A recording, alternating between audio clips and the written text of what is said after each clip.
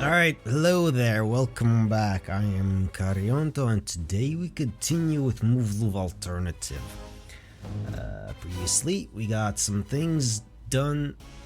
Some training arc is going fast because he already knows all kind of things, the Takeru guy. Let's take this away. And then we've got some things, but first things first, let's do some reading exercises based on the thing. Let's read a little short story I wrote some years ago. Short story 97 from August 11, 2018. It's a poem. Think, okay, of course it is. Of course it is. I liked writing these shitty poems back then, apparently. Smite horror. Preserve justice, whatever the cost. Even sanity. Driving force, peace not found. Only war, moving on. Obstacles in front, tragedy behind. Righteous crusade. Stopping means death. Confused onlookers, terrified enemies, no real difference. Truth must prevail. Understanding, irrelevant. Advance and preach. Silence the lies. Forgive oneself. As always with these fucking things, who the fuck knows what kind of meaning you want to extract from it? I sure as shit ain't gonna try. No, we're not loading that one. Anyway, so, yeah, back to Muv-Luv Alternative. Takeru is basically doing, as I figured out, he's basically got God mode on for this part of the story again, because he already did all the things in Unlimited, so we're just speeding through all the kind of stuff. He's got all the training, and he's got all the the soldier knowledge, so he's impressing everyone. He's kind of boosting everyone's hey, we gotta try harder as well. Previously we met up with everyone's back on the team, and doing things. He's got introductions, everyone's still got their own internal problems, and gotta deal with the team problems internally, primarily with Chizuru and Kei, not Mei. Although Mei has her own issues as well, that we'll dive into probably a bit later as they crop up. But yeah, everything else is fine. Yuko Sensei's got some stuff to do as well. We had a chat with her, it was lovely apparently, as far as I remember, which is not a lot. I don't remember much at all. But there was a chat about something, I don't remember. I've forgotten. I'll remember it later. But right now, let's dive into the thing. Because look, my memory's garbage at times. Oh yeah, it's the next day, so... Oh right, right. That's what it was. He was talking about influencing the future, and she wants nothing to do with that yet too soon, because it might change things too dramatically, and then they might lose the, his knowledge might become completely irrelevant, and we're going to be back to square one, essentially. That's what was generally the gist of it. Anyway, Beat from Sadogashima are going to invade the mainland. What's this all of a sudden? Yeah, because he said he's going to tell you a few days later before you can, when it's you can't really do much about it anymore. That was her plan, because she doesn't want to be able to do that. Because she's got other things to do. It's the major incident I was talking about the other day. Alright. So you're saying Beta from Sadogashima are going to surface on mainland Japan? Yes, it's going to happen on November 11th. There was an emergency summons at noon, and we all gathered in the briefing room. The 11th. So Sunday then? Well, I guess it could happen on a different day, but that's when it happened last time. Yeah. It was on our day off, on the 11th, and the 11th is a day off for us in this world too. Well, why don't you tell me a bit more? To be honest, there's a lot I don't remember. That's alright. The IJA engaged the Beta after they surfaced, but some of the enemy broke through the defense line and fell off our radar.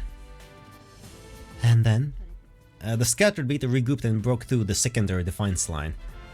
Then they moved south along the northern Kanto final defense line, and I'm pretty sure they changed course at the border between Nagano, Gunma, and Niigata. The IJA fought hard to keep them from breaking the final defense line, but I think the odds were against them. Before coming down here today, I pieced all the events back together as best I could.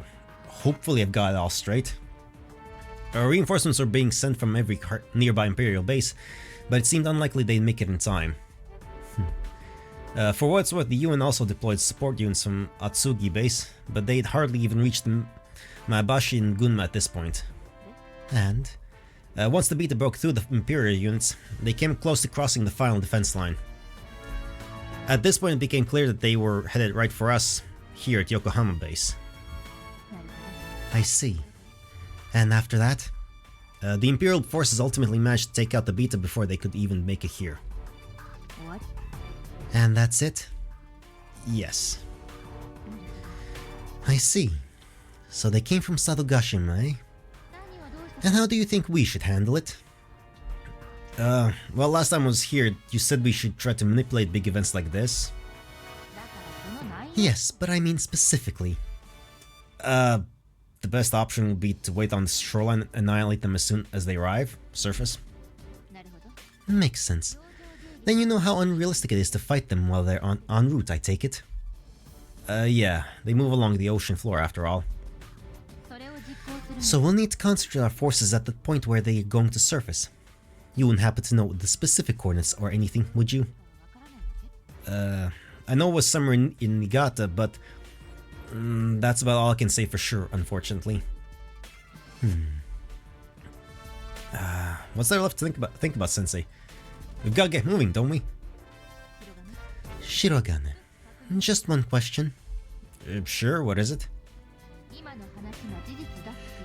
Do you have any proof that what you're telling me is accurate? Perhaps you misunderstood, but all you've earned from me thus far is the benefit of the doubt, not my unconditional trust. Right, yeah. So when it comes to something major like this, unless you can give me some solid proof, I'm afraid I can't risk it. Makes sense, yeah. Otaku's gonna be like me. Kinda like this thing. What are you saying? Weren't you the one who said we should try to manipulate major events like this in the first place? Like I said, give me some proof and we'll talk. Fair. I'm not saying I won't do it. If you do have evidence of some kind for your claims, I can get to work right away. But like, if all I've said so far isn't enough to convince you, then what else can I even do?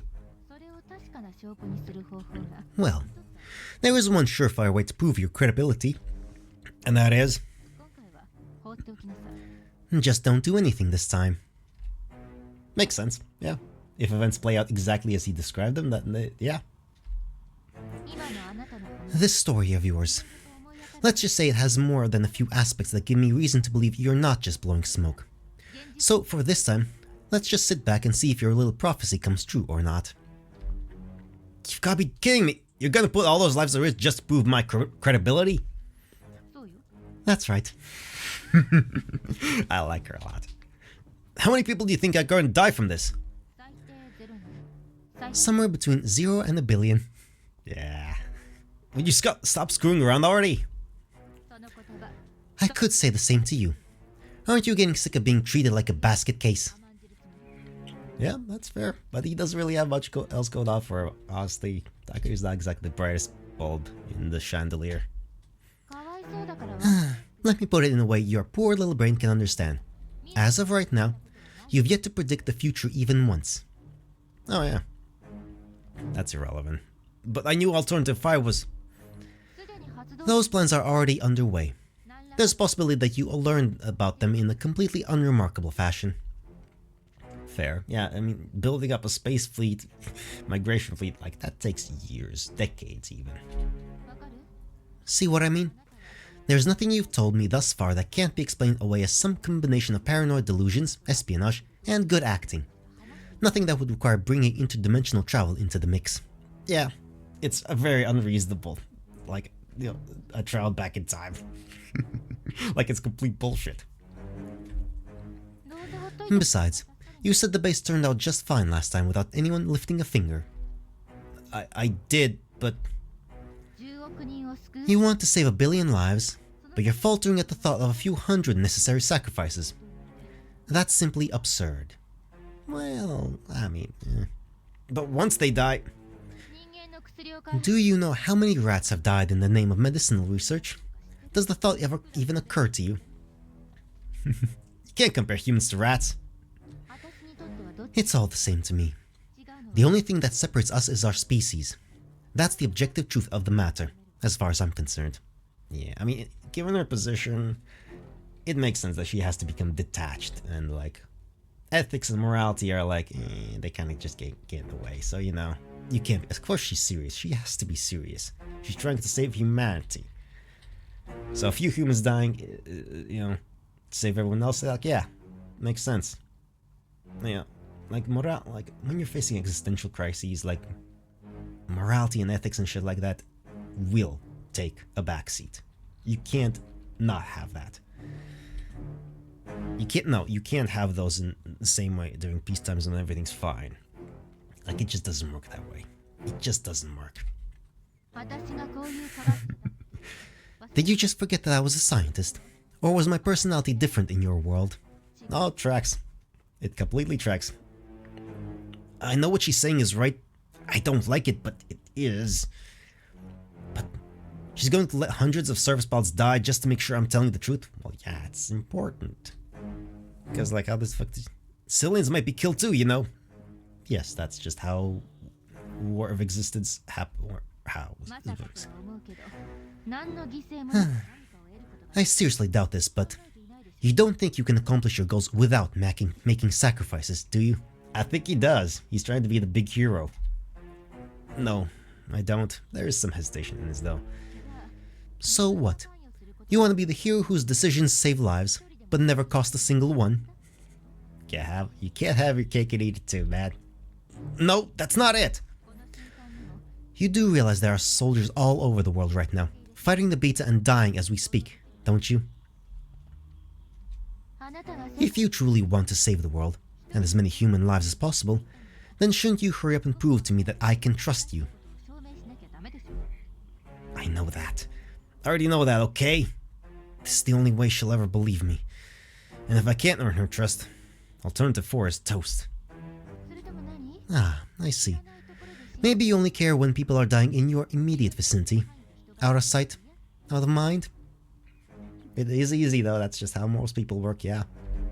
God damn it. You're gonna have to let it go, man. You're gonna have to let it go. Absolutely. Like, be smarter.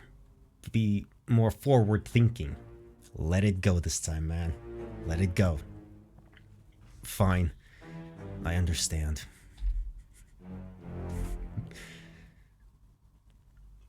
It doesn't feel good. But logically, it's the right choice. Please use this opportunity to see for yourself whether or not I'm telling the truth. Got it. Shirogane? Yes. You said that you wanted to graduate, get commissioned, and climb the ranks as soon as possible, correct? I did. Well, you're never going to accomplish that unless you learn to think outside the box a little. I'm gonna give you a little tip, out of the kindness of my heart. And what would that be? You could have persuaded me if had you brought up one little point. What point? There's a certain detail in your story that you couldn't possibly have learned about or predicted in advance. Do you know what it is? Wait, there is? The beta don't behave the way we expect them to, remember? We can't predict anything they do. Oh. Oh, of course, I get it now. If the beta actually attempted to invade the mainland on the date I gave, that would mean I knew something no human could possibly have predicted. Your failure to realize that wasn't a particularly negative thing, but it definitely wasn't a positive thing either. And if you want to make it to the top, you've got to be able to take advantage of opportunities like that. But he didn't know he had an opportunity. You said people will die if we don't do anything. But people are going to die no matter what. Although it may or may not be entirely the beta's fault. Was your main concern exactly when and where people died during the beta's attack? That's not... Even if we do follow your directions. Did you forget to count the lives of all the surface pods who'd be intercepting the invading beta? No, of course I didn't. Dozens or even hundreds of them are surely going to die. When we're up against the beta, we're going to lose a good deal, people, no matter what we do. Get what I'm saying? Yes, ma'am. At any rate, I'd imagine this incident will end up having some fairly major implications for you, Shirogane. I know. Yes, it will. Oh, the day arrives. Up. Hello, Kasumi. You're supposed to yank it off with reckless abandon. This feels more like reverse sucking me in. Damn, now I'm way too antsy to fall back to sleep. Still though, the blanket pull is a pretty high level technique for a beginner to attempt. I'm impressed. She's not a beginner though, she's done this many times already. You leveled up, good work. Good morning. Morning. Bye bye. Bye bye indeed. He still doesn't remember that he didn't teach her yet bye bye this time around. Today's the 11th. Hey, so there might be an alarm today, but don't worry too much about it, alright? Okay? Okay. Cool. See ya. It's so awkward for these two. It's weird. I like it. I love the awkwardness. Well, good morning. Morning. Where is everyone? Beats me. Mitsurugi's over in the breakfast line, though. Ah, so she is. You think they're all still asleep? Heck if I know. It's none of my business what people do on their days off. Well, what are you gonna do today? Oh, you know, I thought I might catch up on some reading. What do you ask? Just curious. Good morning, Takeru. Morning, Maya. I see you have no tray. Will you not be eating breakfast this morning? Oh, whoops. Yeah, I'll go grab some real quick. If I'm right, and it really does happen today, then I'll call the emergency summons at just past 8:30. As terrible as it is to say this, I'm actually hoping for this disaster to take place. Well, I mean, yeah, you got... It needs to happen, unfortunately. For the good of all mankind. Ah, this feels... Yuko-sensei's really been testing my moral compass lately. But at the end of the day, I think she's definitely right about this one. If I'm going to save the entire human race, I've gotta learn to stop getting so emotional. Ah, but emotions are what we're here for. I think it just hurts because I can't be as pragmatic about it as Yuko-sensei. I've been with this to the end of mankind as we know it. And I can't bear to live through that again. I'd do literally anything to prevent it. At least, that's what I'd like to think. But maybe my conviction wasn't as rock solid as I thought it was. Okay, I'm back. After a deep inner monologue about existential crisis, essentially. Come to think of it, have you seen Yoroi this morning? No, why? Well, I suppose we are bound to see her sooner or later. Oh. Well, look who it is. Wonder what's got her all riled up. There you are! Speak of the devil, it would appear that she has you in her sights. Me? Takeru! What's this about? What's she got in her hand? She's running like a lunatic. Why's she covered up her hand like that? All in good time. What? Takeru! I tripped. Good job. Oh, the silly string thingy majiggy. Good play with the thing. That's adorable. Careful now, but she's tough. She's a survivalist. Ow. Man, that's gotta hurt. That faceplant was, like, worthy of an award or something. Ow! Jeez. What's wrong? The string. Oh. Right, she had created, like, a really super complicated pattern with the string and then it's ruined. Mikoto? Dude, come on. See? My dancing butterfly fell apart. I'll never be able to make it again. Of course you will. Did we really need the clown honk? Okay. You're what? My cat's cradle figure, obviously. Damn it. Oh yeah. A shame. It truly was a magnificent piece. Now it's all starting to come back to me. I'm pretty sure I slept in this day since it was a day off, and then I ran to Yuko-sensei and Kasumi up here. Classip and the others were long gone by then, so I guess this was what they were doing. Would I have been able to actually see this so-called dancing butterfly if it hadn't been for the emergency summons? Poor Mikata. Wait a second. Are you seriously crying about this? Well, yeah, it's Yoroi. Come on. She's super emotional about certain things and doesn't give a fuck about certain other things at all. It's adorable.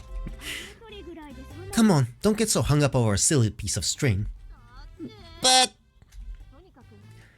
let us put that aside. Would you like to eat with us? Get her mind off the thing. And then, yeah. And that was just like, well, bam! All the pieces suddenly came together in my head. I see. I figured it must have been like some kind of divine inspiration, you know?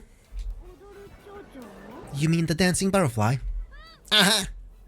If there is a god, I seriously hope he isn't wasting his time on trivial crap like this. Look, you're in Japan, you have like 1 million gods or something. Or was it 6 million gods or 5 or 8 million? Or 12? Anyway, lots of them. Every like household has their own little god and shrine and things like that or something. Or at least, you know, probably not. Fucking no.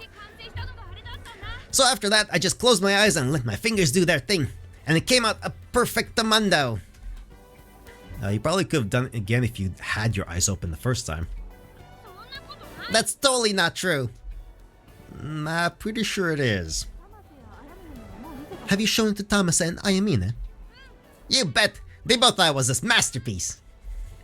One of them was probably being sarcastic if I had to guess. Alright, well, I think I'm gonna head out.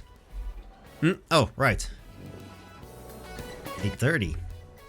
If I'd slept in like last time, everyone would have probably left the PX by now. I'm changing little things like this every single day. But that being said, is the alarm still gonna go off or not? I should be going as well. What are you going to do today, Maya? What's that look for?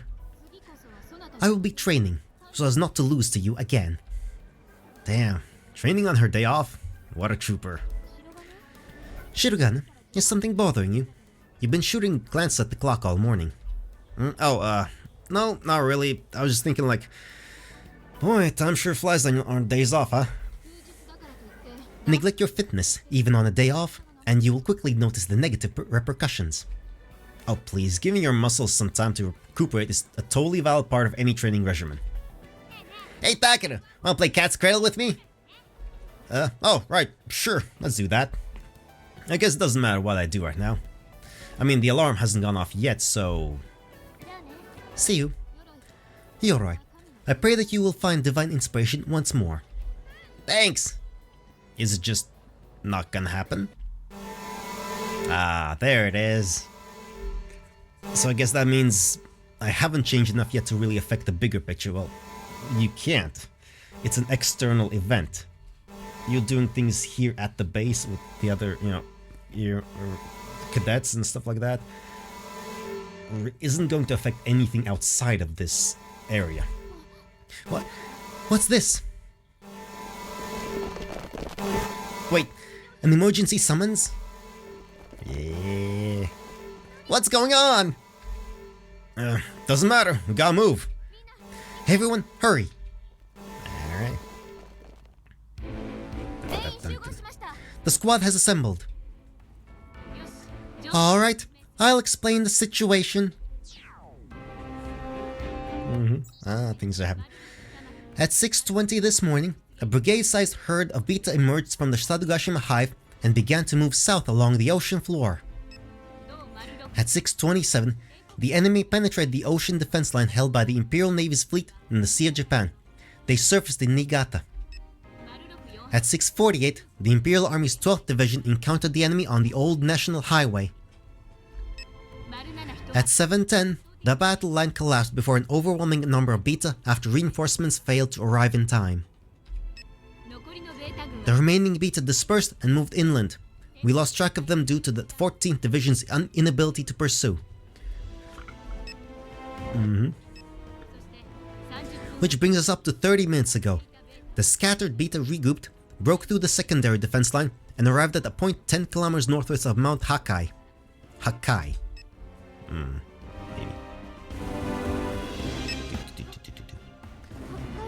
Mount Hakai. Afterward, they moved south along the northern Kanto final defense line, and then changed to a rapid southeastern march through the Niigata, Nagano, and Gunma prefectures. If we allow them to continue any further, it is almost certain that they will cross the final defense line. The Imperial Army is currently engaging in order to prevent this, but the enemy is pressing them hard.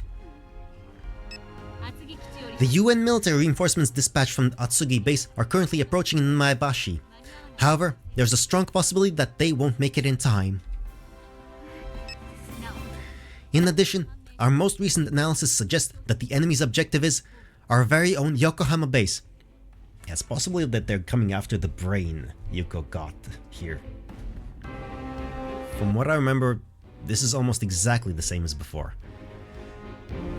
The only difference is how calm I am this time around.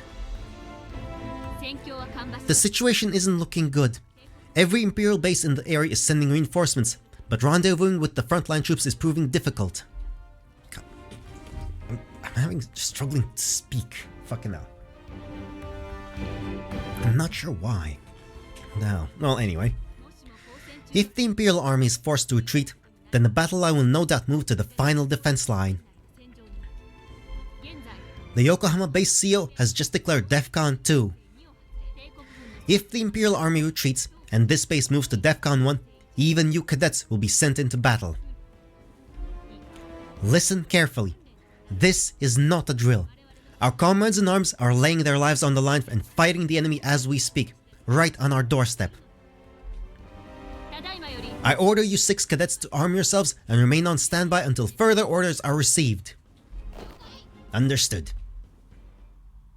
Previously he passed out. Takeru. What is the matter? Oh, sorry, it's nothing. Don't worry about it. Eh? I knew all this was going to happen, and yet I'm powerless to do anything but stand here, gazing up at the sky. Well, yeah. And even as we speak, beneath this same sky, there are people putting their lives on the line to fight the beta. In an attack we allowed to happen, just to prove the credibility of my predictions. As a result of that decision, the IGA is being forced to fight the same brutal battle all over again. I don't think their blood is being split in vain, but that doesn't make me feel any less powerless. All I can do is stand here, helpless as an infant. I could have done something to prevent this. Could have? How? What? But for the sake of the greater good, I had to hold back. It was the only rational decision. What could have you done, though? Like, I want to know what you could have done to prevent this at all. Like, I want to know, because, like, there really isn't anything. Like, other than sounding like a crazy lunatic. I absolutely understand that. It's just hard to come to terms with it. It's been 30 minutes now. Taking a while. Yeah. The battle should be coming to an end pretty soon. Cadet Squad number 207. Assemble in the briefing room immediately. Repeat. Let's go. Double time. Alright, rushing to the briefing room. Cadet Squad number 207 has assembled. The Imperial Army divisions that were engaging the beta have successfully eliminated the enemy, which means the worst case scenario has been averted. It's exactly like I said would happen.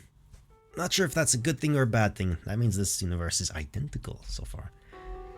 What it does mean is that everything I've done these past few days has had virtually no effect on this incident. Well, because there's literally nothing you could have done to affect it. It's happening outside elsewhere. Like completely elsewhere.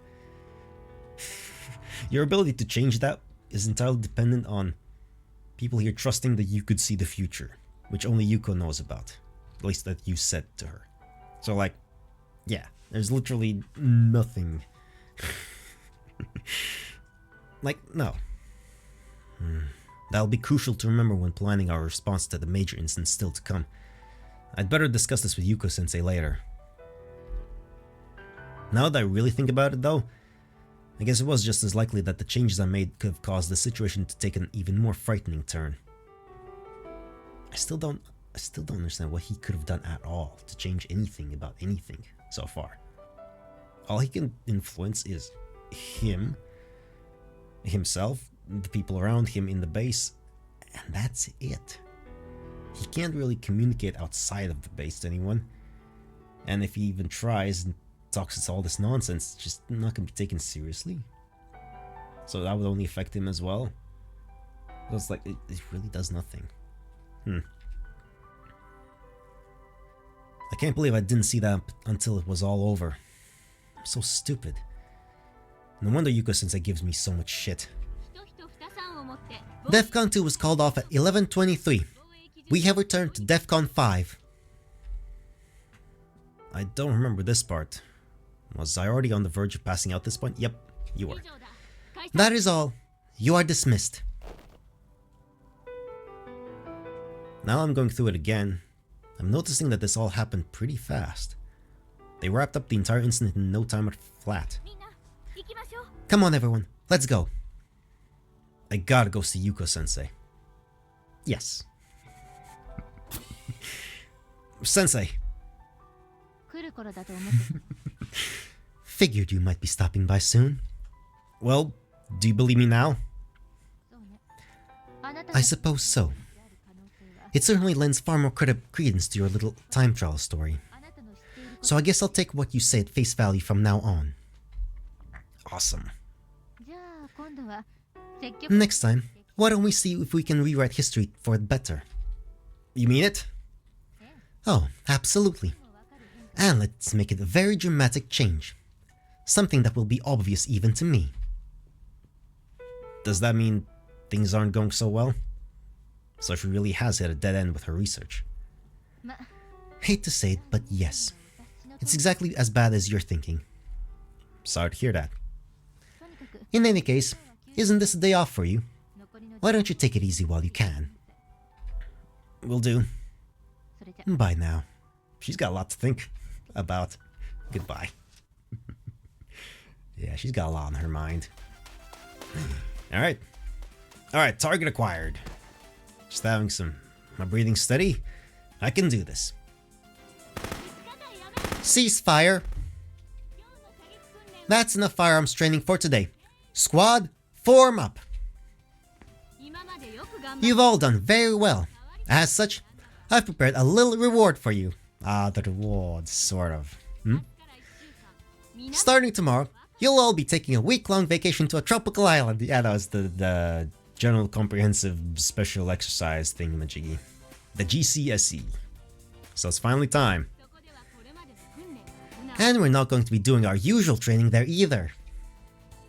It's the Comprehensive Combat Skill Evaluation, right? Exactly. It's your chance to show me what you've learned during your basic training. He should, yeah, this time he should ace this fucking thing. Just ace that war. There should be no problems, no getting bitten by a fucking snake. Which turns out isn't even poisonous at all to begin with. And he's gonna remember his swimwear. So he can enjoy a day at the beach with the gals. And she's here as well still. It does. No matter how many times I see this, it still feels so freaking outplaced and wrong. It does. Oh, you're finally here. Took you long enough. Well then, let's get started, shall we? When I saw her just lounging out here last time, I could hardly pick my jaw off the floor. But now that I know her better, I can tell Yuko-sensei was just coming here to relax for a bit. It makes sense since she's having trouble with her research and all. Plus you just do need to rest every now and then. But if it's just a little R&R she's here for, she could have at least brought Kasumi along for the ride. Kasumi can't leave the lab thing, not really.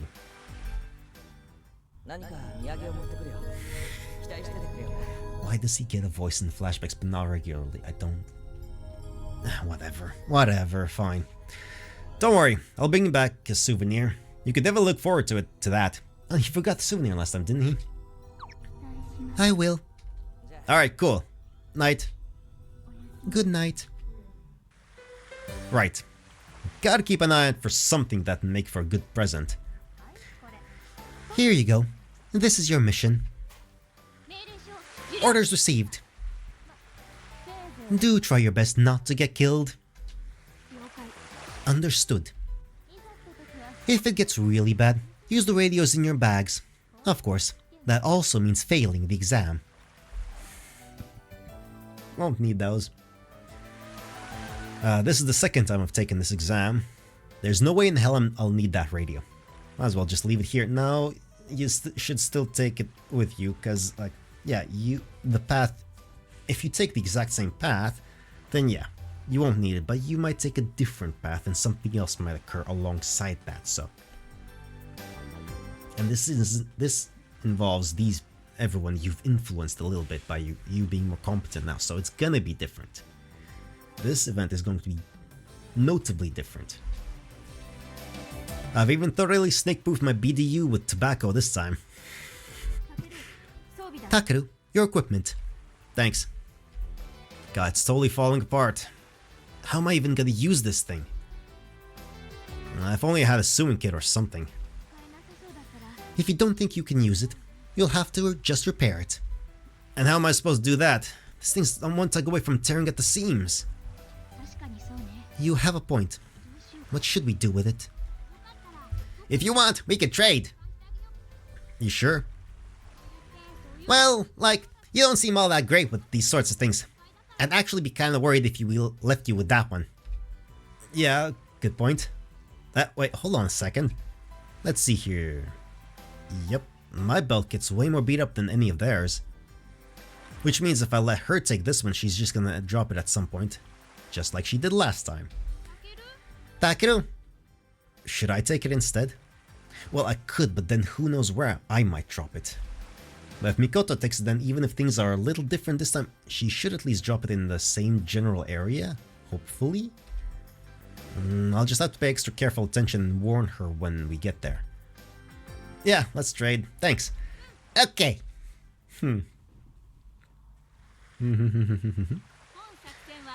During a combat mission, you had no choice but to abandon your TSFs. At present, none of your secondary exoskeletal systems are functioning. As such, you have to try and withdraw on foot. Escape is your primary objective. In addition, you must destroy the objectives marked on your map, which will serve as a distraction. This is your secondary objective. Not objection. What? There are a total of 3 targets which need to be destroyed. You may destroy them in any order using whatever means necessary, so long as you finish on time. After 444 hours, the rescue helicopter will take off from the designated evacuation point, with or without you. That is all the information you have at the present time. Synchronize your watches. 57, 58, 59. Operation has commenced. Understood. From the looks of it, we don't really have the time to go to each location as a group. Let's split into 3 teams. How shall we divide ourselves? I'd like to do things exactly the way we did last time, to make absolutely sure that we pass. If the exam's the same as last time, then I already know who my partner needs to be, and where our objective is. Good question. Last time they paired me up with Mikoto because of her strong survival skills, so I wouldn't wind up getting myself killed. Me and Mikoto will take this point.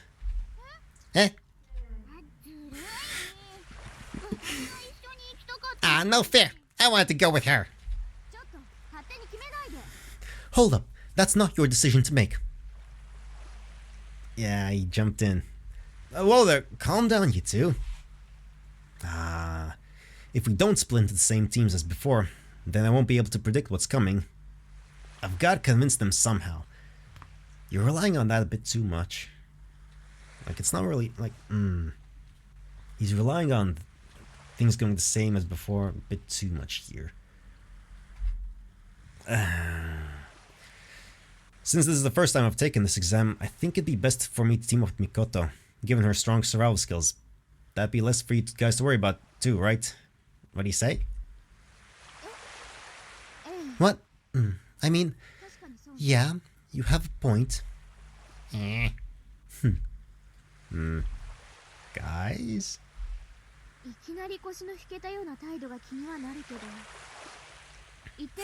Oh yeah, right, because I can't help wondering where your usual confidence went, but your argument does make sense. I'll leave him to you, Yoroi.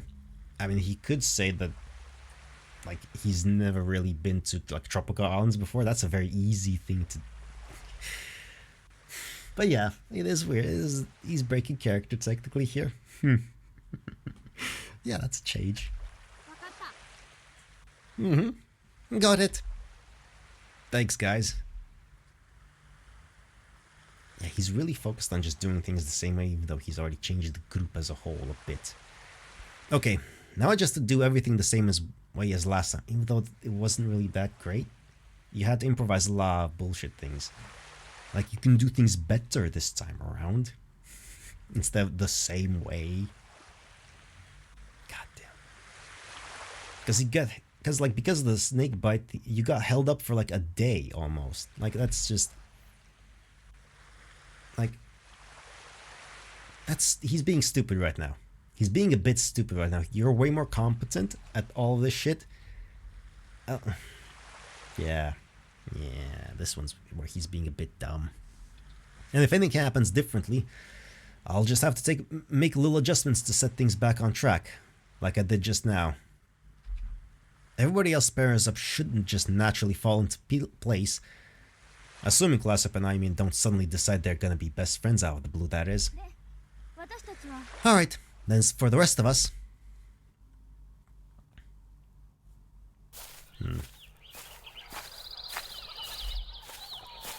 The rest of the plan fell right into place without me having to say a single word. I guess this world really is heading for the same future as the last one. And in order to change that, my first order of business is gonna be to reach the rendezvous point without any holdups. Yeah, that's a change. Last time around we barely made it before the deadline. If I hadn't gotten bitten by that snake, we could have gotten there way sooner. Pretty sure that's something I can avoid this time. If we can finish this thing even a day earlier than before, that's gonna buy us more time we can spend changing the future. Right. Man, this jungle is just like I remember. Even in my current condition, this is pretty tough. But to be fair, I haven't been in a dense rainforest like this since the last evaluation. And of course, things are going a hell of a lot better than last time. Back then I was practically in awe of Mikoto's skills and bravery. But today she just seems like a normal soldier who knows what she's doing. Takeru, you've got to be on the lookout. Right, for traps you mean? Don't worry, I've got my eyes peeled. You sure don't look like you do. Yeah, he's thinking too much about the future. Dude, if you want to keep talking, you're gonna set off a sonic landmine. Somebody's done their homework. You could say that. No, come on, let's get going. I know there aren't any sound-based traps around here, but I've got to figure out where the trap that got me last time is. Ever since I came back here, I've been writing down all that I can remember from last time in a notebook, and going back over it from time to time. But even then, yeah, he's getting trapped in this whole knowing the future and stuff like that. Like, that's a bit of a, like, yeah, I feel like he's trapping himself a little bit into this mentality of, I know the future, so I gotta change things, but I also gotta follow it exactly. Like, I get it, but also, like, you can be more elaborate about it, I feel. I don't know.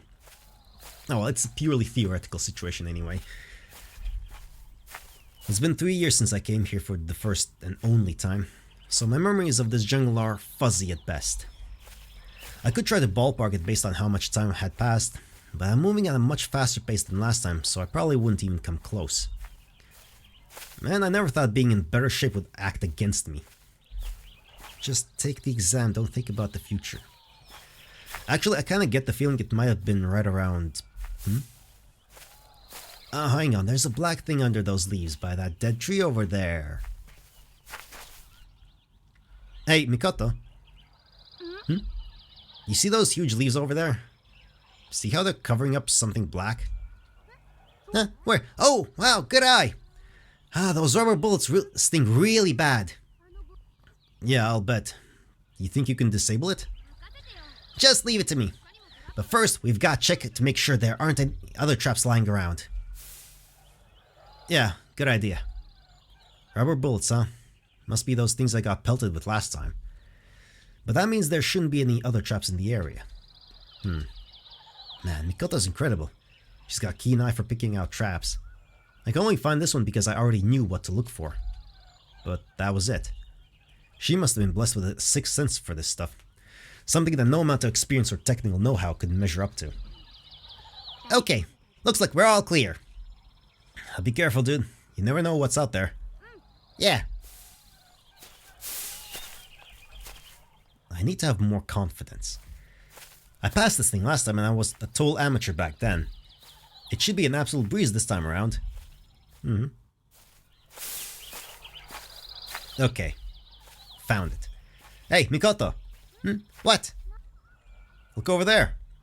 Oh. On the far side of the valley-like basin, I can see what looks like a cliff carved out of a mountain. And underneath it, there's a cavern.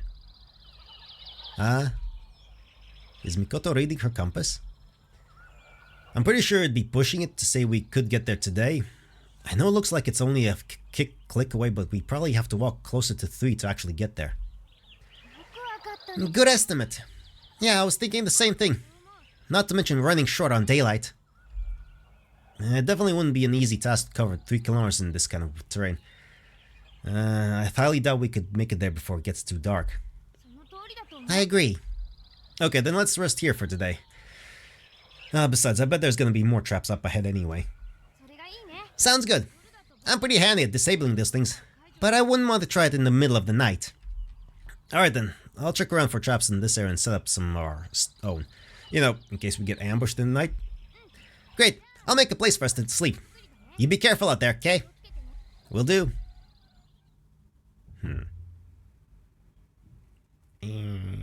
Well, the first day's over and we're no worse for wear. I thought we could get there by today by keeping a faster pace, but I guess that wasn't as easy as it sounded. Oh well. Day 2 is when things really kick into gear anyway. Tomorrow, we're gonna break this exam wide open. Something on your mind? Oh, no, not at all. Man, I'm actually pretty beat. Let's get some sleep. Gosh, after how energetic you've been today, it's kinda weird to see you, like, heading straight to bed. Well, you know what they say. Real soldiers sleep whenever they can afford to lie down. Yeah, but still. Well, good night. Yeah, no, we're gonna continue. Fuck that. Let's continue. Let's take a sip of water. Hey, Mikoto, you find anything yet? Oh, that takes me back. Never thought I'd see this place again. What did we even find here? I can't quite remember. I think it was a tarp. Takeru, come over here! Why? Did you find something? Well, first of all, there weren't any traps. But secondly, it looks like we've got electricity here. Oh, really? And I found something pretty sweet too. Whoa, a Humvee? Nice. Oh yeah, that's right, we did find a Humvee here. We just couldn't use it. The engine's been taken out though. Yeah, that's a pretty big deal. Well, even if we could get it up and running again, there's nothing but jungle around here. The road's totally overgrown now. What? You've got a good eye. I'm surprised you noticed there used to be a road out there. Ah, crap. Oh, well, yeah. Not like I've just been spacing out this entire time. Now, come on, let's get back to searching. Oops, that was close. I didn't actually notice the road, I just remembered it was there. I really need to watch what I say. Also, I mean, you can just use logic that, like, you wouldn't really place a Humvee in a place if you didn't have, like, some roads in mind here, you know, for a strategic location, because this is in the middle of the thing. Or whatever. Humvees aren't really useful in like rough terrain, are they? Well, kind of rough, but like not jungle rough. They can like roll over a bunch of stuff, but like anyway, whatever. We could probably use this tarp though. Yeah, there we go, was a tarp. Hey, now there's an idea. Right, now I remember. We used this tarp after I got bitten by that snake. And had the thing. Ah! What's the matter? He just embarrassed something to remembered something that embarrasses himself, not embarrassed something to remember. Nothing. Don't worry about it. Let's stop thinking about that little debacle, shall we? So, other than the tarp here, I don't see anything worth using. Nothing that looks like it might point us toward the evac point either. Alright. Wait, wasn't there one other thing here? Hey, Mikoto, what about that metal drum? Oh, that's gasoline. You know, fuel for the Humvee. It's probably usable, but... Gasoline, huh? Hold on. Gasoline. Why is that ringing bells from me right now? Oh yeah, oh, the boat. Yeah, the boat at the end. Oh! What is it? There was a boat hidden next to the helipad. Yeah, but it didn't have any fuel. And the engine was still working too. But this, like, it should still be in working condition. It just needs fuel. Now you're changing things. All we'd have to do is take care of that stupid gun battery, and then we could take it straight to the finish line. I feel like that's... Like, we made it out without the thing. And we're not gonna be delayed by thing.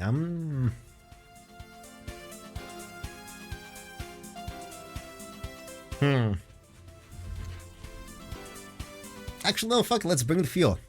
Let's see what kind of justification he comes up with. I want to hear Takeru's BS right now. Actually, let's see. What does he come up with? Is he going to come up with something smart as... Not the whole drum, obviously. A canister of gasoline. Could set it to, like, destroy one of the objectives. That's a logical argument. Mikoto. What? We should take some with us, just in case. What? The gasoline? Yeah. Takeru, you feeling alright?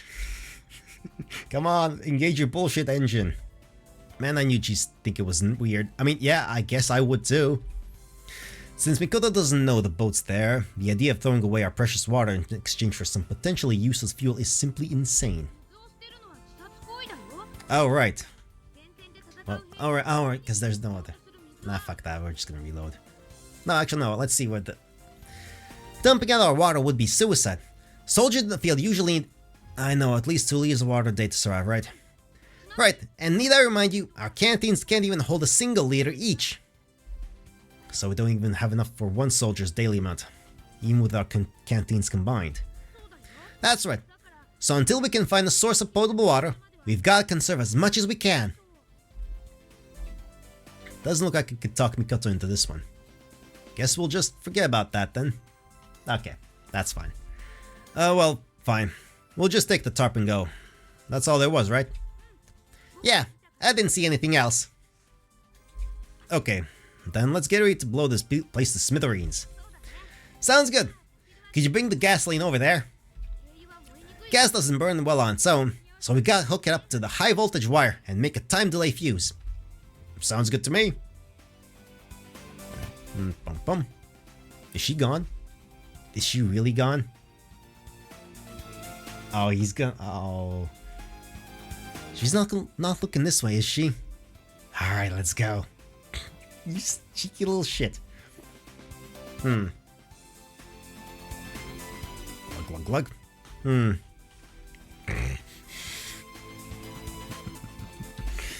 I'm very curious. This is a big difference now. Drinking all the water. I got like seriously couldn't find like a smaller portable like thing for the gasoline in all of this junk. No single little like smaller like container for it. Really? Nothing? Not even a Humvee? Don't those like vehicles always have like, you know, spare like things, whatever those containers are called, you know, just on them for the sake of... Although, maybe not. Inside them, yeah. Outside would be stupid, what am I thinking? Why did I think that they hang those, like, metal things that could be quite easily penetrated? And although, no. Gasoline doesn't blow up with the thing like that. I'm thinking I'm being stupid, but still. If it gets shot, you're just gonna lose all your gasoline anyway. So that's stupid. That's a stupid... a video game logic in here. I was thinking... Never mind, anyway. God, water tastes so delicious when you're parched. It's hard to realize how wonderful this stuff really is until you're stranded on an island without it. You doing okay over there? Yeah, totally, I'll be right there. If she sees me chugging the whole canteen like this, I'm gonna get the lecture of a lifetime on the importance of conservation. I'm probably gonna regret this later, but, well, it'll be worth it. Will it? Will it? I'm curious to see about this one now. We can probably afford to empty one of these canteens, but two would definitely be pushing it. I mean, you did lose one canteen anyway, last time. If we go straight from where the boat is right to the evac point, it won't even be a single kilometer. So we'll just need to shut down that gun battery, and the rest will be a piece of cake. But that's just... Even with everybody in the boat, this should still be enough gas to take us one click. Probably. Yeah, it's gonna suck to have no water on hand, but I'll power through it. And it'll be nice to have this as an option when we get there. Alright, let's fill her up. Is this gonna be enough? What's taking you so long? Sorry, be right there. Boom. Blow up thing. And boom goes the dynamite. That wasn't too bad. Especially considering we improvised the fuse and all. I'd serve as... Wait. Oh, wait. Right, I'd serve as a pretty good diversion, too. Should make it easier for the others to move about now. But like Mikoto lost the belt with her water. Right? Yeah, that's what happened. Well, we'll see if he remembers to retrieve the thing. We're pretty far away now, so it's not super likely they're gonna pinpoint our location either. Not there's actually anyone trying to track us down, of course. But since we're hypothetically supposed to be escaping from enemy territory, we have to take these pursuers into consideration, or we might lose points. Alright, we've done our part. Now we've just gotta meet up with everyone else. It's only gonna get harder from here. Don't lay your guard down just yet. Yeah, I know. To be sure, I didn't fare too well last time around, but this time I'm gonna show this jungle who's boss. Well. Climb. Hup.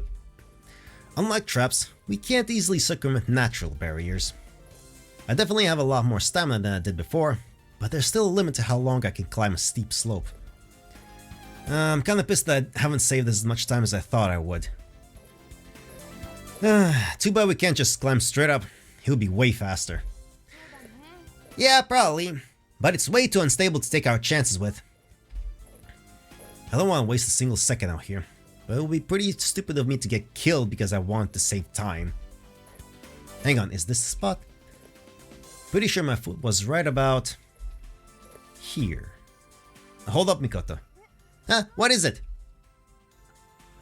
There's a trap here. Can you see it? Hey, you're right! Nice job catching that one. It was a total fluke. Also, I just noticed this, but it looks like your belt kit's about to fall off. Huh? Oh, thanks. Don't mention it. How'd you catch that so fast, though? Are you looking at my butt all the time? Don't know, just good timing, I guess. Yeah, she's not buying it. She's a bit shy, covering herself at the back. Alright, you got me. I noticed it was starting to slip earlier, so I've been keeping an eye on it for a while now. That doesn't make it better. God damn it. Takeru. He hasn't realized the implications that she's putting her in. As for the trap, I only noticed it because the sun hit tripwire just right. Oh, I see. She's not buying it. Yep, So now I've ruined the magic for you. Let's get on with this. Keep an eye on that bell kit. Wait a sec, let me repair it first. Now Mikoto won't lose her stuff, and our water supply shouldn't be as much of an issue. Which means my next order of business is... There he is, my arch nemesis. Mikoto, hold up. What is it now? There's a snake right there. Whoa, you're right. He's being too much. Let's make a meal out of him. Oh dang it, I forgot to bring curry powder. Oh well. It's still edible no matter how bad it stinks. Sorry about this, my reptilian friend. I'm fully aware that your kind is now on the brink of extinction. However, the simple fact is that you're also an invaluable source of protein. I hope you'll find it in your heart to forgive us for consuming you. Sustained by your flesh, we'll save this world from destruction in your stead. Come on, you can't just eat a snake. They're really nasty and they stink super bad. Oh, the survivalist extraordinaire can't handle a little old snake? No, that's not... I mean, I can, but... Oh, sure. You're not convincing anybody here, dude. Don't get me wrong, I'm not looking forward to this either. These things smell like shit and their texture is revolting. They're as slimy as a frog. But we're all our rations. Better just suck it up. Really, I'll be fine with just fruit and mushrooms. You really think that's gonna give you the stamina you need? Come on, everyone knows organic protein is the way to go. I'm just gonna opt out. Why the heck not? Oh, you stupid idiot. You ate it fine just last... Oh crap, did I... You say something? Nope, sure didn't. Come on, let's get... He's a terrible liar. Come on, dude. Oh wait, I've gotta catch the dang thing first. Gotta be careful so he doesn't bite me. Don't slither away from me now, just cause I smell like tobacco. Alrighty, dinner obtained. Ah, don't bring that thing anywhere near me. It's honestly not even that bad once you get used to it. Man, I can't believe this little guy made me start having an existential panic attack. I mean, the thing wasn't even venomous for crying out loud. Guess it was just some sort of reverse placebo effect, huh? Or is that just a regular one? Either way, I'm embarrassed to even think about it. Come to think of it, it feels like there's a completely different dynamic between the two of us now. Yeah. Last time I was an awkward, panicky mess because I still couldn't believe she was a girl. God, I was such a stupid kid. You're barely better now, though. We're making a lot more progress than I thought we would. Oh yeah? At this pace, we could reach the rendezvous point today. Wait, seriously? That soon? Holy shit, that's insanely fast. On the other hand, I guess that just goes to show how much I was holding her back last time. I had no idea she'd set aside so much time to compensate for my inevitable screw-ups. The others have probably destroyed their objectives by now too. I'd imagine so, yeah. In that case, let's try to beat them all to the rendezvous point. Alrighty, I'm gonna go find me some dinner. That girl's seriously determined not to eat any snake, isn't she? Comprehensive Combat Skill Evaluation Day 3! I think we're just gonna complete the thing. Right? Why not? Let's go for it. Everything's going great so far. It's only the second night and we're already at our destination. Last time it took us a full 4 days to get here. Chizuru-san and Meiya-san have arrived! Oh, it's about time. Takeru, your light is not fully obscured. We can make out your position at a distance of 30 meters. What? Oh crap, better fix that. That being said, you two never cease to amaze. Seriously, when did you guys get here? We made it last night. Is that true? Oh, and those? Hey, everyone arrived. What? Don't tell me everyone's here already. You bet we are. You two are in last place. What'd you do? What's with that suspicion in your eyes? You must be seeing things. Now that we're all here, let's reassess our situation. Team Thomas, your report? We found a map with the evac point on it. So it's on the very edge of the island, huh? It would appear that we will make it there with plenty of time to spare. Well, I wouldn't say that for sure just yet. Oh, and we also found an anti-material sniper rifle. There's only one round in it, though. And no matter how many times I see it, that is one huge-ass rifle. That's an anti-material rifle. You can break it apart into 2 pieces, so it's not quite as cumbersome as it looks, but it's still friggin' enormous. Sakaki and myself were able to uncover a rappelling rope. All we found was a tarp. Last time we had to use it because of my snake bite, but I don't think we're gonna find any use for it now. Which way should we go? Let's just take whichever path seems the easiest. We don't really have that much to go off of right now. True. Also, while we might be making better time than we expected, that doesn't mean we're going to let our pace drop as a result. Smart idea. We don't know what might happen going forward, so we should still move with a sense of urgency. That's our class up for you. I was about to make the same recommendation, but she beat me to the punch. From here on out, we'll be working as a squad. Poor teamwork can and will compromise the mission, so be mindful. Roger that. Got it. Okie dokie. Silence. Okay then. Let's set up shifts so everyone gets a chance to eat and rest. Oh, so you guys haven't eaten yet? No, as we knew the rendezvous point was nearby. Arriving quickly was a higher priority. Hey, you guys think I can eat this? The fruit of the Pangium edule is super poisonous. And this one. The strychnine tree is even more deadly. She's saying it with such a smile. Interesting. What are you looking at me for? Don't you me? I'm not looking at you. You totally were though. Here, take this. I don't want it. That's enough, you two.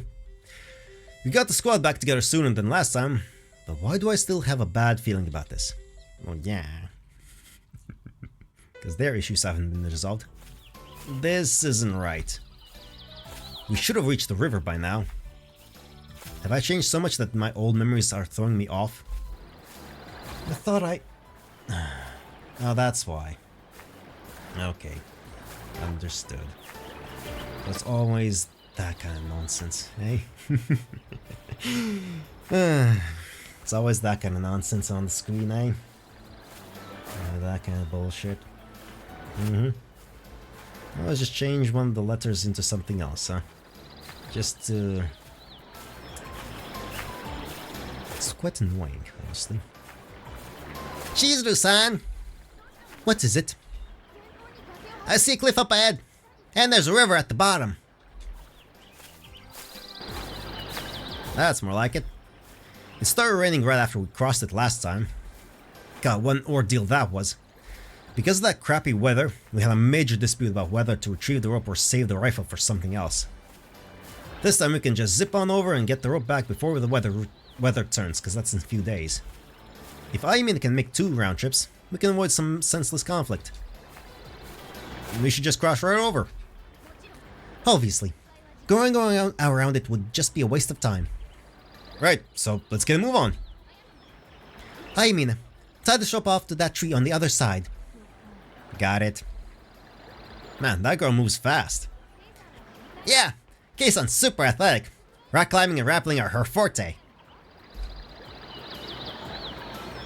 In terms of pure strength, I'm pretty sure I could go toe-to-toe with her in my current condition, but she's got a sense of balance I can't come close to competing with. The girl really is just naturally gifted, I guess. Huh? What the? Those are some nasty looking clouds. Uh-oh. Well, that's weird. That's weird. It shouldn't be raining immediately.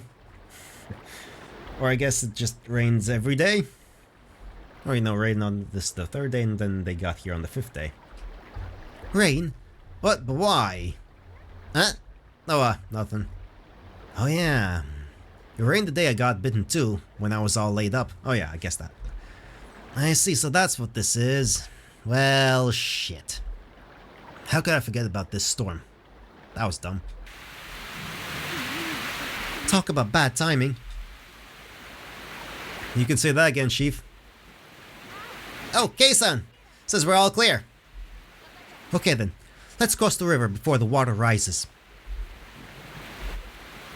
Something up, Maya? Oh, no. You just continue to confound me, that is all. You seem oddly composed. One might also think you are almost completely unconcerned about this turn of events. You're imagining things.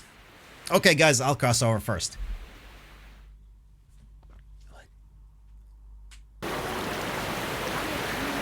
The rain's not letting up, and the water just keeps rising. Oh man, that's loud. Let's turn that down a bit, at least on this end. It's even higher than it was when we crossed, and the rapids are much fiercer. Kei-san won't be able to retrieve the rope through that current. Should we wait for the rain to stop? I had thought it might be a mere squall at first, but there is no way of knowing when it might end. Staying here any longer would be a waste of time.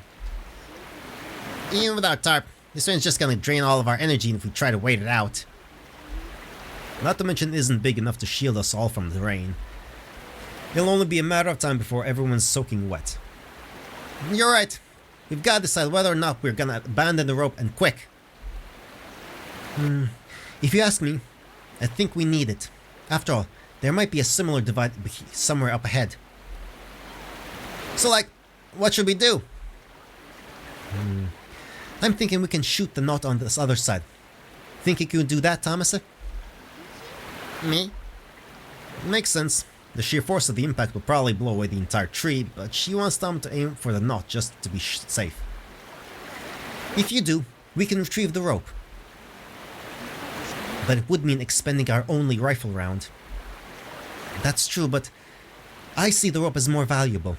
Are there any opinions? I do not think we should use the rifle here. And your reasoning? We do not know what lies ahead.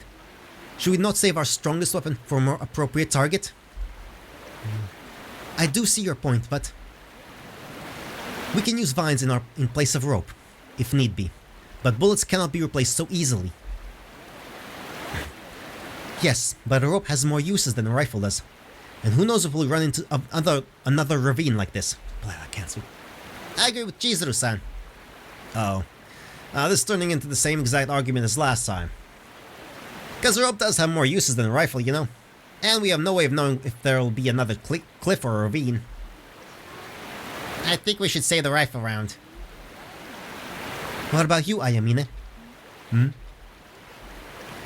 If you don't have an opinion, then you don't have to say anything. Leave the rope. Why? Damn it. Because the opposite of what you want. You are just unbelievable. Can't say I didn't see that one coming. I feel like I remember this exact same back and forth. Just kidding. Oh, really? Actually, I just hate ropes. So basically, you don't give a shit. Can't really say one option's better than the other. I shouldn't be surprised she's being so non-committal. What do you think, Shirogane? Alright, well, I've been thinking. In about 3 or 4 hours, the rain should stop. If we wait until then, we can get the rope back without having to sacrifice the rifle. But I'm the only one who knows the future for certain. I totally get that everyone's super antsy and wants to get to the goal ASAP. But the hard truth is that it would be best if we had both the rifle and the rope on hand. Shirogane. Right, we didn't... What did we need last time? Because we're not going to go with the last option. That's nonsense. Like, I don't like that option, honestly. It's too... He's already got the gasoline in his canteen, which is inexplicable, honestly. What did we loot last time? I don't remember. But I feel like we want the rifle round to shoot the fucking thing. Save the rifle round. Let's go with that option. There are plenty of other things we can substitute the rope for a rope. And no matter how much the rain might drown out the sound, it's probably not a good idea to risk alerting the enemy with a gunshot at this point. A fair point. But in Thomas' hands, the rifle is bound to prove useful later on. We might be able to take out that gun battery's radar using this gun. That way, we won't have to worry about getting shot at.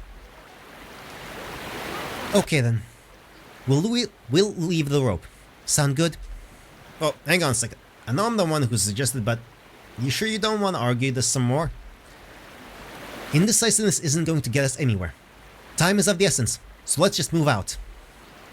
No one has any objections, I assume? Nay. None from me either. Can't complain about saving time. Okay, then who do we want to carry the rifle? I'll take it. Okay then, everyone, forward march. Yeah, every single second counts here. We've gotta get a move on. What is the matter, Takeru? Your face looks awfully stern. Yeah, May is really paying attention to him. Oh, Right. Can't just stand here looking antsy. Concentration is the key right now. Squad, move out. Let's pass this test. Yeah. Day 4. Yeah, we're just blitzing through it. Just blitz through the GCSE. You think that's the evac point? Assuming the mark on our map is correct. We're so close, I can almost taste it. Last time we came under fire just as we finally reached the evac point. That unexpected bombardment drove our helicopter away. It was incredibly discouraging for everyone to have our victory snatched away like that at the last possible moment. But this time, could we take out the gun battery's radome with the rifle before we head over there? Actually no, that would probably be a bad idea. If we destroyed before we even reached the evac point, Yuko-sensei's plan would be completely ruined. This is Sensei we're talking about, so she probably had never planned on letting us escape from point D in the first place. It's probably not a good idea to try to change our actual destination. I guess I've got no choice but to let them take blood shots at us again. Is something wrong? You look somewhat pale. No, it's nothing. I'm just a little exhausted, that's all. I see. Well, the evaluation will soon be over. Try to endure it for just a while longer. Yeah, I know. Crap, was it that obvious? I really need to get my act together. He just doesn't have a poker face. Takeru, we will be leaving without you. Sheesh, you guys are ice cold. Would you really just ditch your own squad mate like that? Well, you need to pick up the pace. This is no time to get lazy. Yeah, I hear ya. Evac point secured. Everyone, keep your eyes peeled. It's rather impressive that we managed to finish up on only the 4th day. I never thought we'd get here so fast. Now I'll finally be able to start TSF training. God, everyone just looks so happy. I feel kind of sorry for them. Considering they failed last time, this must feel twice as exciting. And now Sensei's gonna tear this victory right out of our grasp. But I can't exactly tell them it's too soon to be celebrating. I found some smoke flares! I do not see a recovery vehicle. So perhaps we are meant to use these? I'll light one. Wait, no! Hold on a sec. What? Let me do it. I've always wanted to try this. It doesn't really matter, does it? It's gonna light all the same regardless. Actually, it does matter. Once we start waving these smoke candles around, the gun battery will open fire. If they go out in not knowing that, they could get blown to bits. Where are you going with that? I want to do it out on the edge. You are so very peculiar. Yeah, whatever, dude. It was a total fluke that I survived last time, but this time I've got to take the necessary precautions. Well, here goes. I think the artillery fire came from that direction. Time to plan my great escape. The chopper's here, so it won't be much longer until... There it is. What? Takeru, fall back! Trying! You are under fire! I noticed! At least they didn't catch me by surprise this time. There's no way in hell I'm gonna get hit by that thing. Shit! This way! Ah! Okay, so that did go better than last time, but I still almost got the big one. My heart feels like it's gonna explode. I think there's a gun battery up on that outcrop.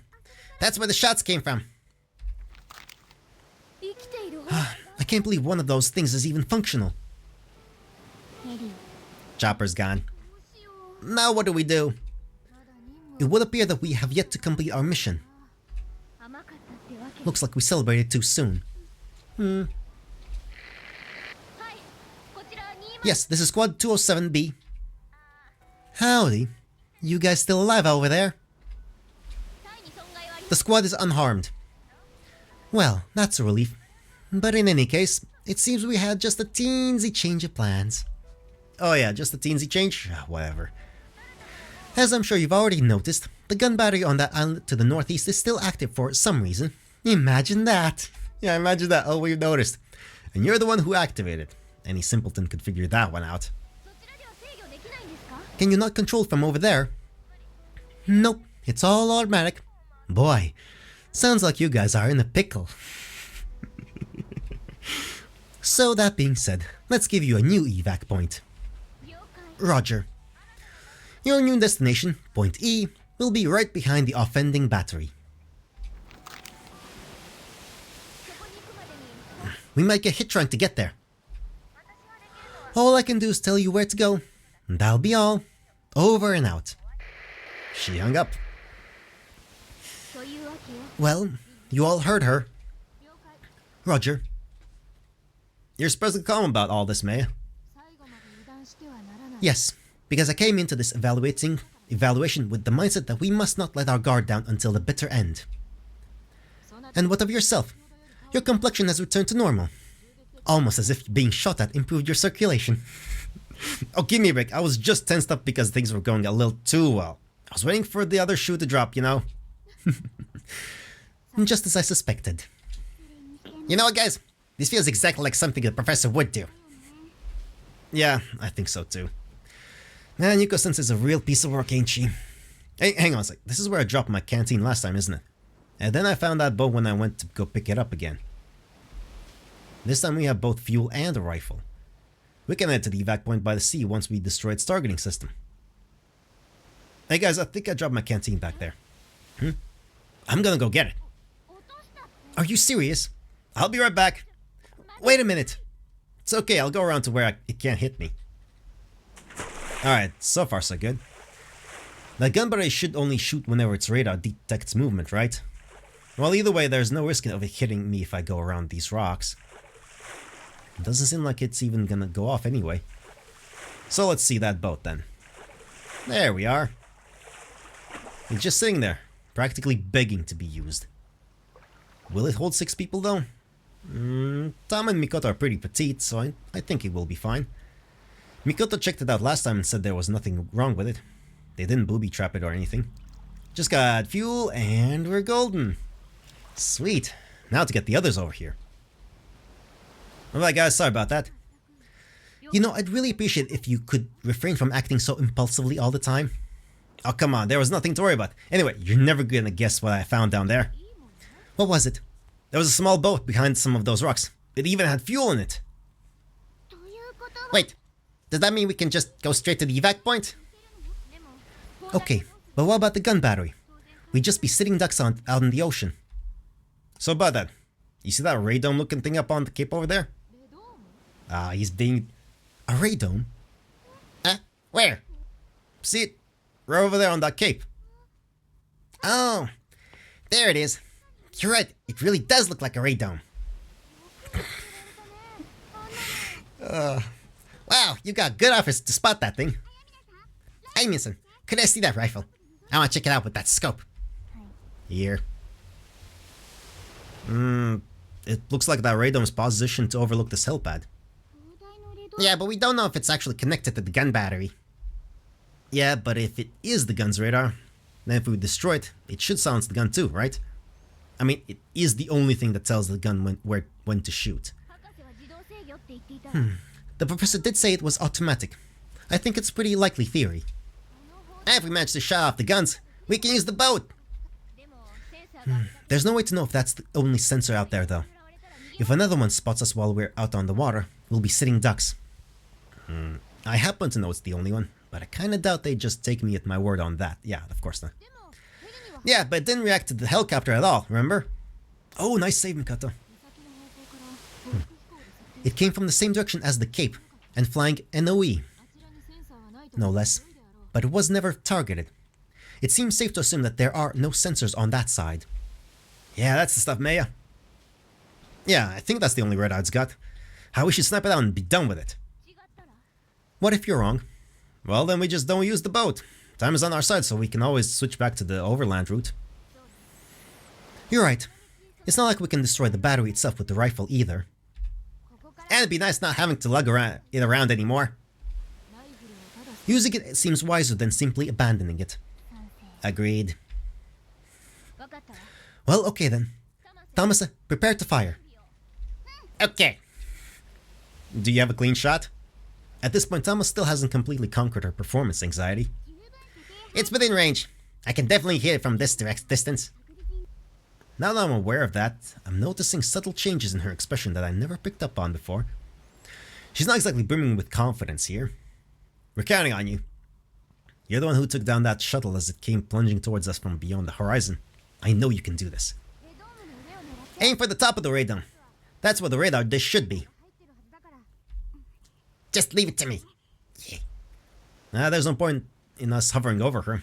Let's spread out and keep watch. Right. It's possible that triggering its firing systems earlier could have alerted the enemy to our position. Tom's going prone. The most I can do for her now is try to keep the others from distracting her. The rest is up to you, Tama. She's timing her shot. Boom. The top of the radar blew off. Dang it, destroyed. Yeah, super close up. We can all see all the pixels. Nicely done. Yeah, you can say that again. Let's check and see if it worked. Kei-san, Mei-san, you guys come help. Roger. Shirogan, just who are you really? Never mind. Oh, Yorei-san is waving also. Yorei-san's waving us over. All clear. Everyone, get on board. Roger.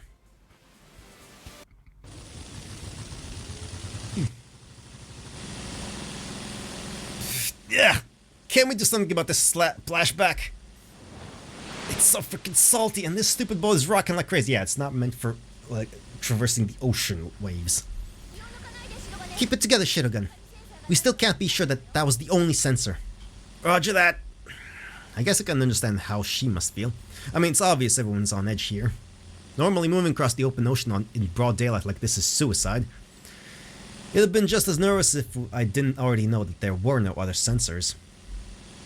Taking the sea route is also a good way for me to conduct a little test. I want to see just how much my actions so far have affected the flow of events in this world. If I do manage to help Alternative 4 succeed, I want to know what else I can do to help humanity survive in the aftermath. This is practice for when that time comes. Almost there! Everyone, prepare for landing. Okay, here goes. Oh gosh, it's just a sheer cliff face. What do we do now? We climb it. After that, we're done. Beats trudging through the jungle for another day, that's for sure.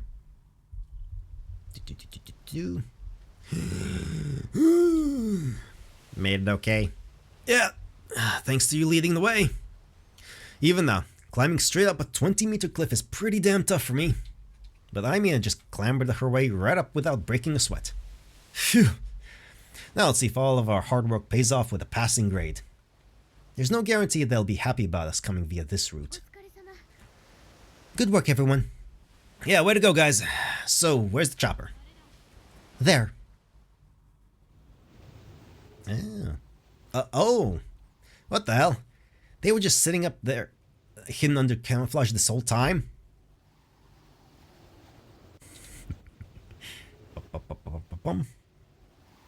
And everyone's here. Okay, it's very, very slowly approaching. Well done. As you were. I'll now give you your results. Guess we'll see how my little test turned out now, too. Your choice of routes, means of destroying enemy facilities, capture and use of their tools, and total time elapse all get passing marks. Hell yes!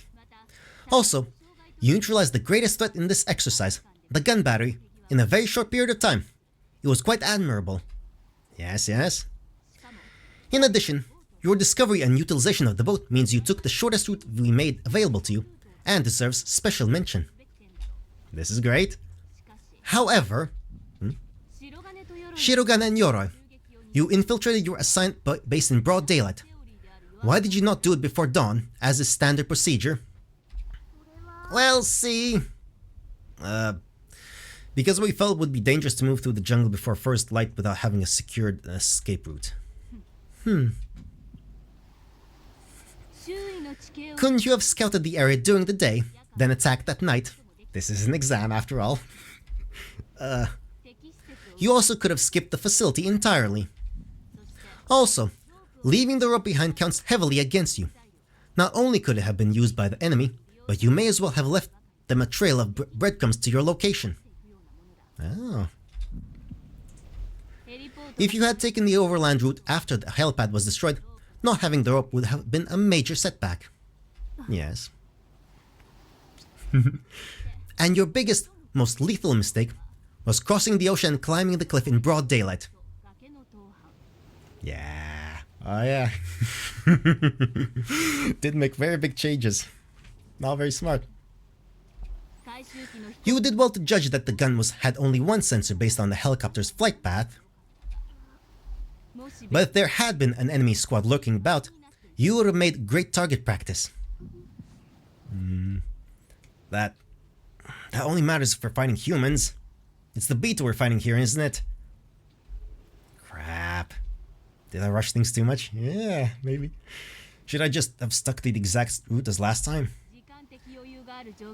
Considering how much time you had left, it was an unwise decision. You lost a lot of points for that. Marimo-chan. Marimo-chan? Crap. Of all the times for me to slip up. Well, I'll let it slide for today, Shirogane. Given that celebrations are in order. What? What does she mean by that?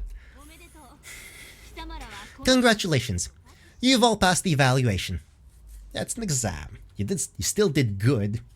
And it's important to point out mistakes and learn from them. It's not like they're gonna fail you for every single thing. But after all of those oversights, Sakaki, what was the #1 objective? To escape at all costs? It's rare for anything to go as planned in a real battle. Thus, luck and timing become very important.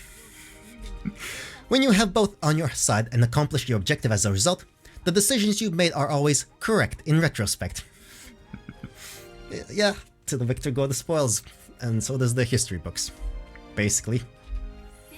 Standard operating procedure is not the be-all end-all in actual combat situations, and as it turns out, you weren't being pursued by enemy squadrons today, and there was only one radar to the gun battery. As a result, you all managed to escape. Am I wrong? No. We did it, class rep. We did it! Sakaki. Come on. It's on to TSFs for us! Now we're getting somewhere. Yeah, that's for damn sure. Hell yeah, dude! We finished this 2 days earlier than last time. It's gonna be okay. I really can change history. I'm so glad I can finally feel myself making a difference. If I keep this up, I just might be able to change the future. No, I definitely will. Alright. And let's conclude with the beach episode. Oh, he forgot to bring the beachwear this time as well, right? Take that and that! Bam. Payback. It's Mitsurugi-san. Take that and that! Now you've done it. Very well then. How do you like this? What? Not me too. Now it's your turn, Yori-san. Take that. It's cold. I've still gotta find a souvenir for Kasumi. But what should I get her? To be completely honest, I don't have the slightest clue what a girl might like. Especially not a girl as weird as Kasumi. Oh, maybe the seashell would work. It's always a seashell. Put it on your ear and it's almost like you can hear the ocean. That's a perfect gift. Though it's kind of a one-trick pony, admittedly. Well, anyway, that sells it. She's having fun. Thank you, guys. What's the matter, Takir-san? You look bored out there all by yourself. Wanna swim? It would not be right to waste such a prime opportunity. You mad about something? I didn't bring my swimsuit again. Come on, dude. Really? Why do I keep forgetting the most important things? Sure, most important things. He seems a bit tired, doesn't he? Okay, everyone, let's give him a little splash to wake him up. What? Oh, go, wait! Ready, set, and dunk in the water. Boom. And that's that. Yep, that's where we shall end for today. On a success and on the splish splash of the thingy-majiggies. Blaze through the exam this time around, exactly. As was intended. Last time it took like fucking who knows how many long things. Anyway, that was that. And that's that. There we go. History has been changed very briefly, slightly. And he's a little... There's a little suspicion going on. Sakaki's suspecting him. Mei is suspecting him a little bit of something. Not sure what. They can't put they can't put a pin on it because, like, why would they think time travel? Obviously, that doesn't make any sense at all. But yeah, you're getting some, like, a bunch of repetition, but also a bunch of not. I'm liking it. Good stuff. Good stuff. Anyway, time for a little break. God, I need to learn how to speak properly because fucking hell. Just all the messing up. Anyway, until next time, use some random music. Aerosmith, Falling in Love is hard on these. Simon & Garfunkel, Cecilia. Sting, If I Ever Lose My Faith in You. -45, Ancients Rider. That's from something. I don't even remember what that's from. I don't even remember if -45 is the correct, like, no, it's a composer. It's weird. Anyway, and Belinda Carlisle, Heaven is a Place on Earth. And until next time, a few seconds and or weeks or days or months from now, bye-bye. Okay then, hello there, hi, welcome back, let's continue. I'm Karionta and we're gonna continue on with Muv-Luv Alternative after these little messages. After the little break, it's been a few days and whatnot. But like previously, we just concluded the GCSE exam. They passed with flying colors except for the things that were criticized for, but they get criticized for anything. Anything they didn't do or did do was criticized and then everything else was fine. Anyway, before we head back to that, let's do some vocal exercises in Short Story 98 from August 12th, 2018. I'm really starting to get sick of these fucking things I wrote. Another fucking pretentious poem or something. Great. Yeah. That's what happened when I like forced myself to write something every single fucking day. My inner pretentious fucking bastard came out. Anyway. Oh god, I hit the first line already. I just copied this and I didn't even look at what it was this time. I gaze upon my enemies, innumerable and savage. Their yellow eyes hunger, their blades thirst. My hammer awaits eagerly as I silence my mind and let instinct take hold. I awaken to glory and cheers. Days have passed. I've lost a leg and an eye. I am a legend to all. Yet, I am now feared by all. Tales of my exploits, statues and books, songs and grand plays. I'll learn of the horror I was. A demon made real. I knew from the start, but nothing could prepare me for power beyond my reason. I cannot sleep. I cannot lose myself again. Let the legend live on. I will not stain that image anymore. Become a myth. Question if I ever existed. No need to remind of the horror one man can learn to bring. Okay, yeah, unexpectedly nonsensical. Anyway, that's that. Let's just continue. I've already forgotten what happens next though after the exam. They passed and did the thing with and got the beach scene with my most cute, adorable outfit and what stuff. And anyway, let's just continue. Let's continue. We're gonna go into the thingamajiggy, please. It's the next morning. It's Wednesday. Wakey. Kasumi's waking us up. Hello, Kasumi. Hello. Yes.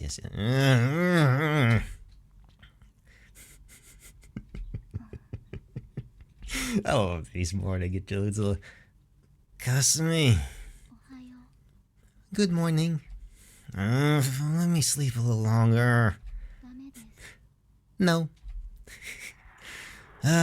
Fine. Bye-bye. Yep. Oh, well. Oh, we got a little chibi animation. Okay.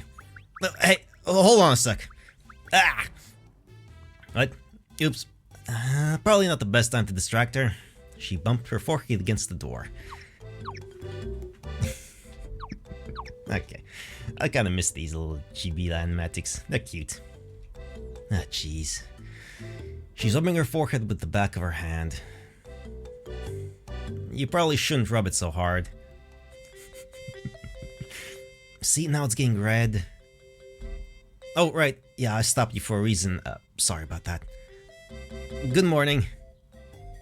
You know, because I hadn't actually said it yet. So, morning? Oh, and by the way, next time you hit your head like that, try saying ah or something. Bye-bye. Wait, one more thing. I was too exhausted to do this right when I got back from the evaluation. Come on, get over here. Hold out your hand. Okay. Here's a little souvenir from me to you. Aw. It's a seashell. You know what that is, right? No? It wasn't exactly a touristy spot, so this is the best that I could find. But I thought it was pretty and figured you might like it. Aw, she's embarrassed a little bit. Aw. Thank you. Try holding it up to your ear. It's really cool. You can hear the ocean. Ah, they even have a little anime. They even have a full pose for this. Shoot, I was kind of hoping she'd hold it up on one of those bunny ears. She's not an actual rabbit. Come on, you can see her actual ears. Come on, dude. You should come along next time. There won't be a next time. And she's gone. I think she liked it. Maybe. It's hard to tell, but yes. Pretty sure she did. Alright. Episode 4, Hollow Glory. Oh, that's a great title. Yep. Indeed. Essentially, the computer will assist with most basic movements. Manual operations carried out using the joysticks on the console armrests and the throttle paddles in the footrests. Those are the basic controls. By making full use of these various functions, TSFs can achieve multi-dimensional movements that other combat vehicles cannot. This is precisely what makes them so invaluable. Yeah, you can still do that better with less joints, but mechs are cool, so whatever. Yes, ma'am. God, so practical, but whatever. Okay, as you can see, they have a head, 2 arms, and 2 feet. Their structural elements are the same as a human. However, every joint is built to have more degrees of freedom than a human's. There is nothing a human can do that a TSF can't. Sure. What's more, TSFs make it possible for people to perform feats that would otherwise be utterly absurd. They grant your puny bodies the ability to leap impossibly high and punch impossibly hard, while sharpening your senses and protecting you from harm. There's only one thing you people can do here. Master the controls as soon as possible, and destroy our enemies, the Beta. Yes, ma'am. Eradicate them from the face of the earth. Yes, ma'am. That's all for this morning's lecture. You are all dismissed. Be sure to skim through the control manual once a day, cover to cover. Yes, ma'am. This afternoon, you'll be donning your fortified suits and evaluating your surface pilot aptitude. Each of you will finish lunch an hour early, and then assemble in the dressing room. That is all. Dismissed. Yes, ma'am. Alright. Salute. And goodbye. Hey, do you think we have to memorize everything in this manual? I mean, it's helpful. This manual is just as much of a brick as I remember it being. I did manage to get it all down somehow, though. Well, I'm sure a lot of it's just a matter of learning through practice. Jeez, I hope so. There's no way I can memorize all this stuff. No. Well, I suppose I didn't memorize it word for word either. I figured most of it out by practicing in simulators or in the real thing. Alright everyone, ready to head to the PX? Oh, sure! Hey, what's going on, Klesep? You seem a lot more chipper than usual. Didn't you hear her? She said we gotta finish lunch an hour early! Yeah, because they're gonna measure our piloting aptitude, right? Yeah, exactly! So let's go eat! Alright. You are all being quite malicious. You seem a little peppier than usual too, actually. Come on, time for lunch. You all think I don't know about your little scheme? Well, think again. Listen up, guys. What scheme? I've forgotten this part. What is it? Huh? Huh? What? I don't remember what this was about. What is this about? What scheme? What did they do? You're going down, prepare thyself, time to wipe that smirk off your face. I mean, it sucks to be you, Tom. You knew this was coming, right, Mikoto? Okay, all these are identical. I like it. Smirk off your face. I mean it. Eh?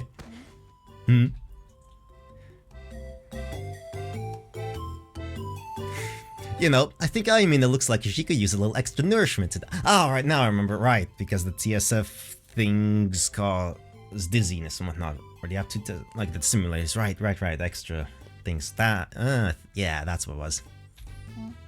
What? Besides, she eats a lot anyway, so it's fine. Tama, why did you help me escort her down to the PX? Maya, could you be a lamb and fetch Ayamina's meal for her? Oh, and be sure to tell Miss Kyozuka to supersize it. And you two, don't just stand there. Help us lead our dear friend to the PX. What? I think she's the perfect target for this, though. Oh, and just so we're on the same page, don't try to bust out on STA or something. That would just be lame. Boy, oh boy, I sure can't wait for that service pilot aptitude test. Takeru, do you? He knows, doesn't he? Why, whatever do you mean, friends? Come now, let's get a move on. Time's a wasting. Please, no.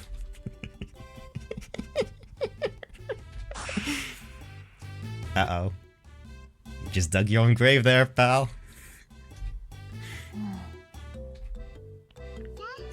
Okie dokie, I mean, so let's get a move on.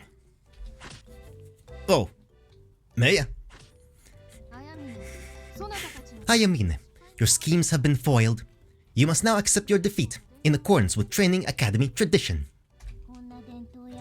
This tradition sucks. Hey, it's just another way to encourage teamwork. Oh, that's a great way to put it, Shirogane. By the by, Takeru. What?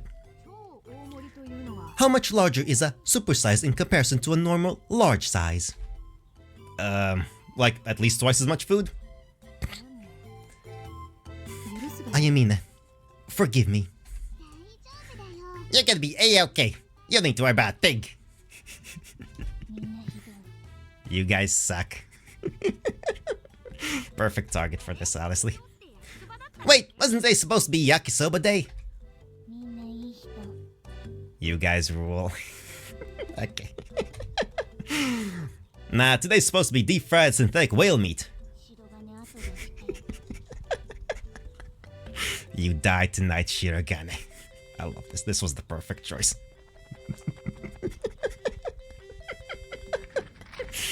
Ah, you fool. How does it feel to get a taste of your own medicine, huh? Ah, nice bit of levity. That's good. And then we have the stupid suits. Whatever.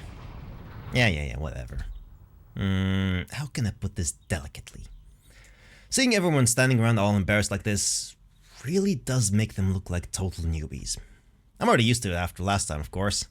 That said, it's a little sad that I can't relive the same rush I felt the first time I saw them in those suits. Oh, whatever. We will measure your TSF aptitude shortly. But first... Wonder if I'll have a higher aptitude ranking this time. I remember having a total breakdown last time when I saw that beta silhouette. God, that was such a wuss. But that won't happen again. I've never been in actual combat against the beta, or at least not as far as I can remember, but I'm still a full-blown surface pilot. Things will be different this time. Sakaki number 1, Mitsurugi number 2. The rest of you are on standby.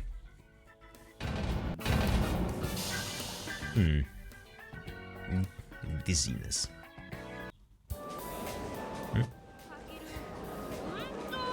You mean all that shaking really didn't bother you at all? Dude, I mean it. I seriously didn't feel a thing. You're a biological anomaly. Alright, and you aren't? Real TSFs have the benefit of cockpit control systems that adapt to accumulated feedback data, so the pilots barely even notice the shaking after a while. But they can also do some insane multi-dimensional maneuvers that produce much higher G-forces than the simulators can replicate. Moves like that cause so much turbulence that our feedback systems can't do anything about it. Getting jerked around a little like this doesn't begin to compare. Now that I've gotten used to the real thing, these simulators feel more like massage chairs than anything. The instructor did make it sound rather peculiar, though. Oh, you mean when she was talking about how remarkably calm and collected he was? Yeah, exactly. I mean, she said that pretty much never happens, didn't she? Yes. The readout showed that even Ayamine felt fairly disoriented, although she did not let it show. Not even true. Hey, it's not like the sensors can lie about it.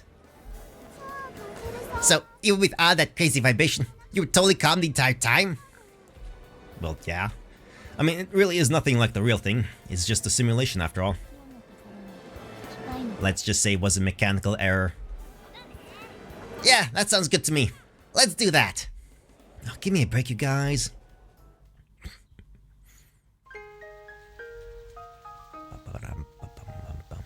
Emotional music. Oh, memories. Okay. Hello, Maya. Stop crying. Stop crying. But... Here, look. I'll give you a present. Just stop crying. What's this? I got with the game. So long as you have this Santa doll, it means you're a good kid. It's a Santa bunny. Santa Claus told me so himself. Really? Yeah, really. Really? Then Santa Claus will come to my house after all? Well, yep, he will. You mean it? Yeah, totally. I wonder if he'll bring me that huge My Roommate Totoro plushie. Huh? A Totoro plushie? Yeah, asking for the biggest one. Well, it might be a little smaller than that. Well, I mean, he might have already promised all the big ones to other kids. I know. How about Totoro sticker instead? Yeah, that's good enough, right? What? It's either that or he can just not come to your house at all. So what's it gonna be? I want him to come. Okay, then I'm gonna head home and ask him to bring you one. So you better run on home too, okay? You can't just keep crying forever. Otherwise, everyone's gonna start calling you a crybaby. Or I guess Sumika. Yeah. Anyway, November 22nd, 2001, Thursday. The next day. Training simulator. 1 down. Yeah, he's acing everything. Blah, blah, blah, blah, blah. 2 down. Everything is action packed. Last one. And perfect score. A bit too perfect. Good. Movement training course D complete. Shirogane, go ahead and disembark. Copy that. I only let you try this course as a bit of an experiment, but... Shirogane, have you piloted a TSF before? No way, of course I haven't. Nobody believes that lie. Is something the matter? After Professor Kozuki saw your aptitude results yesterday, she insisted I let you try one of the simulation courses. I said it was impossible, since you haven't even learned the controls, but... To be honest, I was pretty hesitant about this too. After getting commissioned in the previous world, my Gekishin's cockpit unit was updated to be about the same as the Fubuki's. However, the TSFs themselves handle very differently. I've been using Gekishin for a lot longer, so it's no big surprise that I'd be uncomfortable in the Fubuki simulator. But I didn't realize it would respond to my commands quite this differently. Then again, I guess that kind of awkwardness will help to cover up how much experience I actually have. Instructor, is Shirogane really that impressive? The shortest time on record for a cadet to go from the aptitude test to completing movement training course D is 33 hours. And it's not like our training courses run 24 hours a day, so that would probably round out to about 5 days. And Shirogane did it in 2 days. No, essentially 1? That's right. Shirogane has beaten our all-time record by a factor of 5. Wowzers! Of course, I'm sure it's also due to in large part to the revised training curriculum and increased specs for the simulated TSFs. The previous record was 5 days, huh? That's longer than I would have expected. I guess that means everyone else on our team was pretty exceptional too. I mean, it only took them 2 or 3 days to get to this level themselves. Yeah, that must have been why Marumo-chan was so happy with us and gave us that reward. Now it all makes sense. Wait a second. Didn't everybody look through my control logs to improve? So they started by imitating me, then they used that to improve their own techniques. Not to get too full of myself here, but doesn't that mean I'm the reason they all excelled so quickly? And if that's the case, then shouldn't they be able to master it even faster this time? That means that we'll be able to graduate even sooner, right? And normally, it takes much longer to get used to the controls, but he showed zero hesitation, even on the most complex maneuvers. Instructor. Would it be possible to let everyone else look at my control logs? And what purpose would that serve? If what I'm doing really is as impressive as you say, then I think we should share those techniques with the whole squad. I see. Sakaki, what do you think? Well, I do think he has a point. However, even if we studied his logs, I'm not completely confident that we'd be able to utilize that information right away. I see. An impressively objective analysis, Sakaki. What's so wrong with a little subjective analysis every once in a while? Well then, I have news for all of you. And what might that be? Someone else came to me yesterday with the exact same idea Shirogane just had. Who's that? Who else? Professor Kozuki. Well, obviously. To be precise, she said, I believe Shirogane to possess incredible piloting skills. Once you verify that, show the rest of your squad his logs. She could ascertain that based solely on his TSF aptitude test. Well, they don't call her a genius for nothing. I'm not sure how she saw this coming, but I don't think it's something we could ever understand. Wow, it's like she's a psychic or something. The piloting training curriculum is already being heavily revised to incorporate the professor's ideas. First of all, from now until the day you graduate, Squad 207 has been granted priority access to the simulators. Second, your personal training TSFs will arrive tomorrow. Well, that's quick. Tomorrow? Holy crap, that's insanely fast. The professor always says the TSFs are like cars and that practice makes perfect, but I never thought she'd take it this far. Oh, yep. I remember her saying something like that before. Our morning training is now over. Sakaki, come retrieve Shirogane's control logs after you are dismissed. Yes, ma'am. We'll have more simulator training this afternoon. Everyone assemble here in your fortified suits at 1500 hours. Until then, review the manual and the logs. Yes, ma'am. Dismissed. Salute. Alright. Hell yeah! We're gonna have our Fubuki so much earlier. I'm totally saving us the time already. Phew.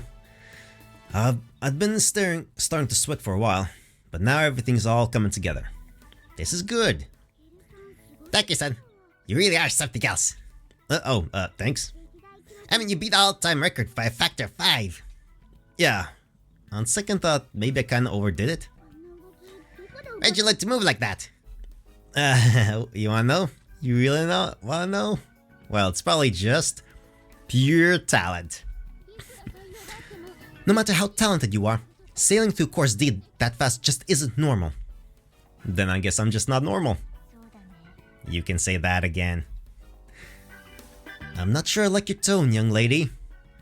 Oh god, don't look at me like I'm some sort of freak. Takeru, are you sure you've never been conscripted before? I mean, I know you said you did, like, a lot of independent training and studying and stuff, but you're still way better than just an amateur enthusiast. No way you got this good on your own. Enough, Yoroi. Whether he has military experience or not, such things are possible when one has an experienced instructor. You're right. We really don't need to pry so much. Oh, right. Yeah, I guess not. Sorry. Here we go with that old non-interference policy again. Not that it stopped anyone from telling me their life story last time around. Alright, I guess I'll tell you guys the truth. Shirogan, you really don't need to. He's gonna make some bullshit up. Oh, for fuck's sake. Okay, yeah, he's just fucking with them.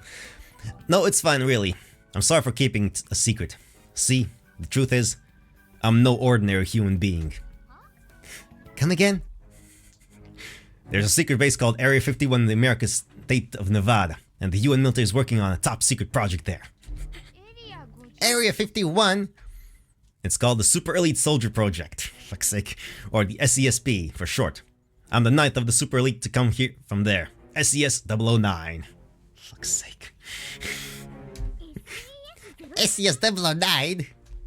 That's right, I'm the last member of the 00 series. Fuck's sake. And that is why you excel at everything? Yeah, that's right. Better get to lunch. What? You're right, and I need to go retrieve those logs. Yes, we'll need to glean as much as we can from them before 1500. Hey, come on, guys! No time for leisurely lunch today, that's for sure. You know, I feel a heck of a lot more motivated now. Well, that was total bust. Guess that trick's not gonna work without an otherworldly piece of technology like the game guy. Well, whatever. But you're still really amazing. You should give me some private lessons sometimes. Yeah, no problem. Wow, Thomas. Thirsty much? You better not be implying what I think you are. Oh, I am. You know what? Forget it. Goddamn okay. I would also be grateful for the opportunity to spar with you. Agreed.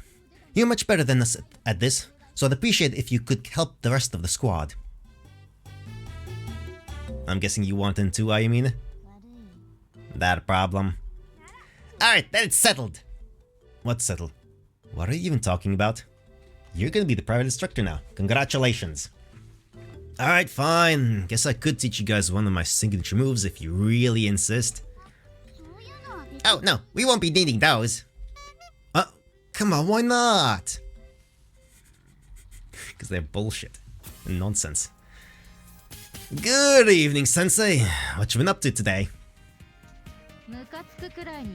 You're irritatingly upbeat. Oh, thank you so much. And gratingly grateful. Honestly, I never thought you'd do so much to help us with our TSF training. Well, you do want to graduate as soon as possible, right? Yeah, but still. And we already have a commissioned TSF pilot on the team. No point in taking baby steps here. Yeah, last time you made a ton of arrangements to help us get a feel for them early on, so I was kinda expecting something like that, but still. So I've done even better this time around, eh? Well, sounds like you're killing two birds with one stone then. Definitely. But it's a huge pain to control those TSFs, isn't it? Yeah, it kinda is. Why don't I make a more direct thought transmission apparatus for you guys? Wait, seriously? I could get started on it right away, if you all don't mind being my guinea pigs. Guinea pigs?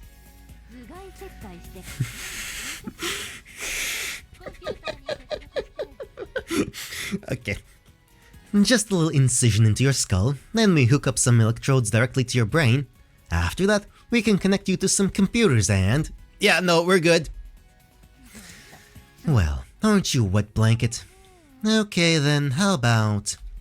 Sensei, are you hitting a wall with your research by any chance? Why do you ask? Well, you're kind of reminding me of how I get sometimes right before a test. When things aren't going well, I start wanting to clean my room instead of studying. Please don't act like we have anything in common. Yeah, probably not a good idea. That said, I suppose I can relate somewhat. I knew it.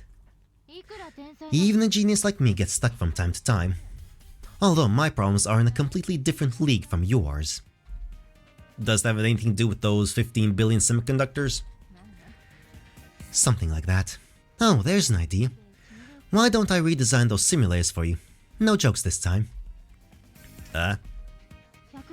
If 15 billion is too much, then maybe I could emulate parts of it via software. And in that case... Sensei? Both the data processing speed and the transmission volume would be... Oh, but this is just an experiment. I guess the speed shouldn't be too ridiculous. Sensei, let her be, she's in the zone. But that would mean... Wait, actually TSFs would be... Yeah, she's coming up with something. Sensei? Yeah, no, just leave her be. She's geniusing it up in here. This is a lost cause. She's off in her own little world now. I guess I'll just leave then. Maybe I should pop up over and see Kasumi though. There she is. How there, Kasumi? Is staring at a brain all day seriously that entertaining? Well, she is getting transmissions about different universes and stuff like that, so yes. I feel like it just make me sick, honestly. Oh, she's listening to... Oh, you still have that seashell. I'm really glad you like it. She put up to her ear as soon as I came into the room. The girl really knows how to make you feel all warm and fuzzy inside. Nice, nice. So, what do you think? Does it make you want to go to the beach? It sounds rumbly. Oh, yeah. Rumbly, huh? Yeah, I guess you aren't literally hearing the ocean after all. I mean, yeah, it's just like the heartbeat and like your blood flow reverberating through it. And whatever other. Rumble, rumble. Rumble, rumble. You're a pretty funny kid, you know that? She is. Oh yeah, I never told you, did I? We passed the comprehensive combat skill evaluation. Now we're finally on the TSF training. Congratulations. Thanks. Alright, you don't have to keep holding that thing to your ear. I'm really glad you like it though. I think maybe I can hear the ocean. Oh yeah? Well, you must be hearing the waves of the ocean that lives in your heart. Oh, that's actually poetic. There is no ocean inside the heart. Well, no, not literally. But humans evolved from the sea creatures, so the sound of the ocean is just engraved in our genetic code. You can't hear the waves crash when you're underwater.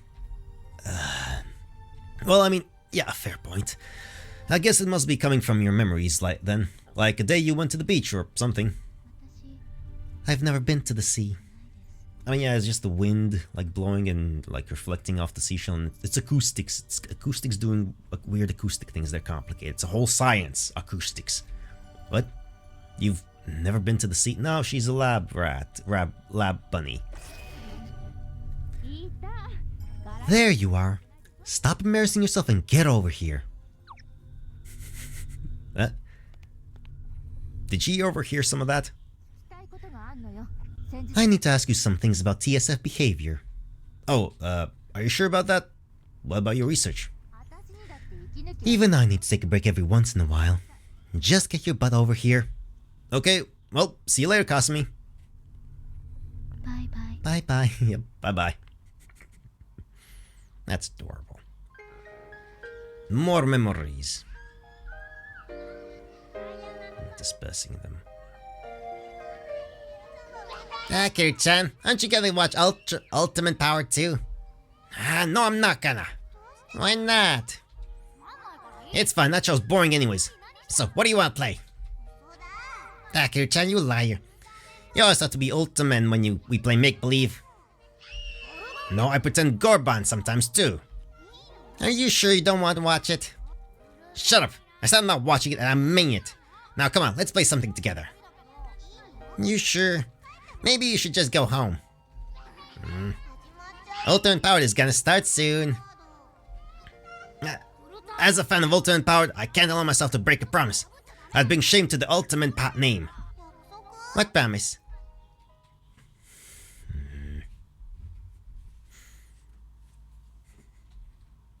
What the hell, man? Guess I must have been dreaming. I don't know why, but my head is killing me. Feels like I didn't sleep a wink. Who's there? Hello? You're early. Hey, you dropped something. It's a sketchbook. What's up? Is it really that big of a shock to find me already awake? Huh, so Kasumi actually knocks on the door before she comes in. I guess I always just slipped right through it. Yikes, that's probably not a good sign, is it? Given that I'm a soldier and all. Hey, don't just bail on me! What's wrong?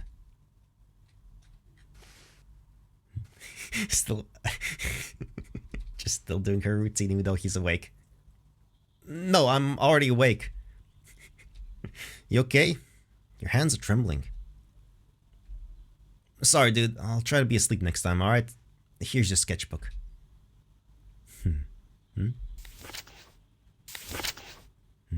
What? What is it? Here. As thanks. Thanks? Thanks for what? The seashell? Hey, there's something drawn in here already. Wait. What the? Hey, I know this thing. Yeah. This is my game guy. Uh-huh. Bye-bye. Wait up! Yeah, no. She shouldn't have memories of this. I'm not going crazy. This has to be the game guy. Uh-huh. Yeah, parallel universes. That's right.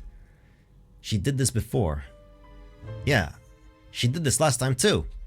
On my birthday, when they released me back from detention barracks, she did the exact same thing. She brought me a sketchbook, and inside there was a picture of a game guy. How is this possible? Seriously, how the hell can this be? Last time I figured Yuko-sensei must have just ransacked my room for some reason and found the game guy.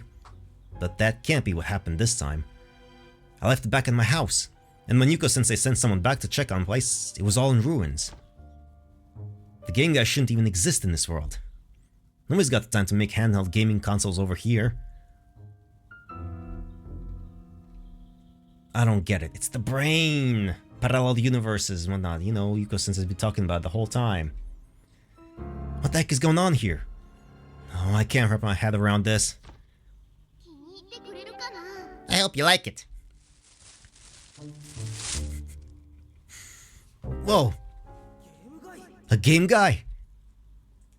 I couldn't afford a computer, but you want this too, right? I wanna watch you play it a little. Oh, sure thing. Got a game for it? But of course! You really do know what you're doing. Actually, it's the others who bought the games.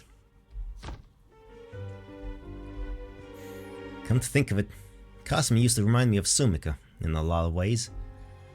Even though she's way quieter, and they don't look alike at all. You wouldn't understand, Takeru-chan. Except for that bit. Come on, that's right. Now I remember. Just then, for a fleeting second, I thought Kasumi might actually be Sumika. No way, that's crazy. There's no way in hell. Kasumi, Sumika. They're totally unique and different people. But are they? But then, how do you explain this drawing? And how do you explain the bye-bye? You didn't teach her that this time as well. And the other things. How could Kasumi ever know about the game guy? Why did she give this picture to me on my birthday last time? Why does she come to wake me up every day?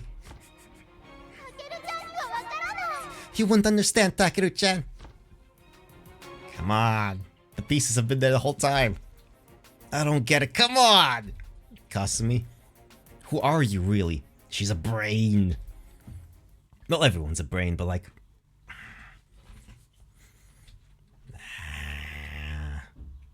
Parallel universe exists, dude.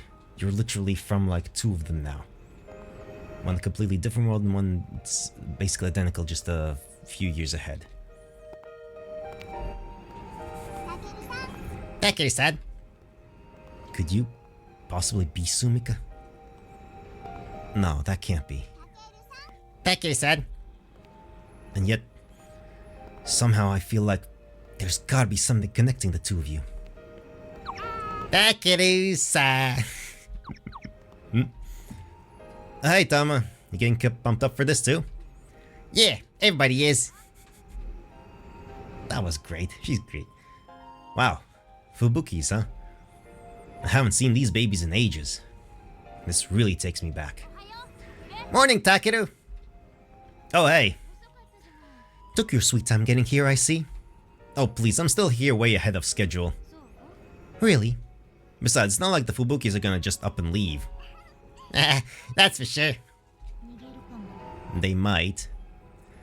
No, I can guarantee they won't. You sure? Whatever, dude. Well, there they go. No way. You friggin' liar. They're totally still there. You're such an idiot. Nuh-uh, I even started it. God damn it, Kay. What do you want? What do you want? Don't you mimic me. Did I sound like her? No, not even close. Phew, thank goodness. Hang on, what's that supposed to mean? You people never let up, do you? Salute! I take it you've all had your breakfast. In that case, I suppose you can ogle as much as you like. We're not gonna be getting in these today though, right? Correct. However, they should be done servicing the TSFs and personalizing the cockpits by the end of the day. Wow, the person's really kicking things into high gear. I've got a hand to these mechanics for even being able to deal with this crazy schedule.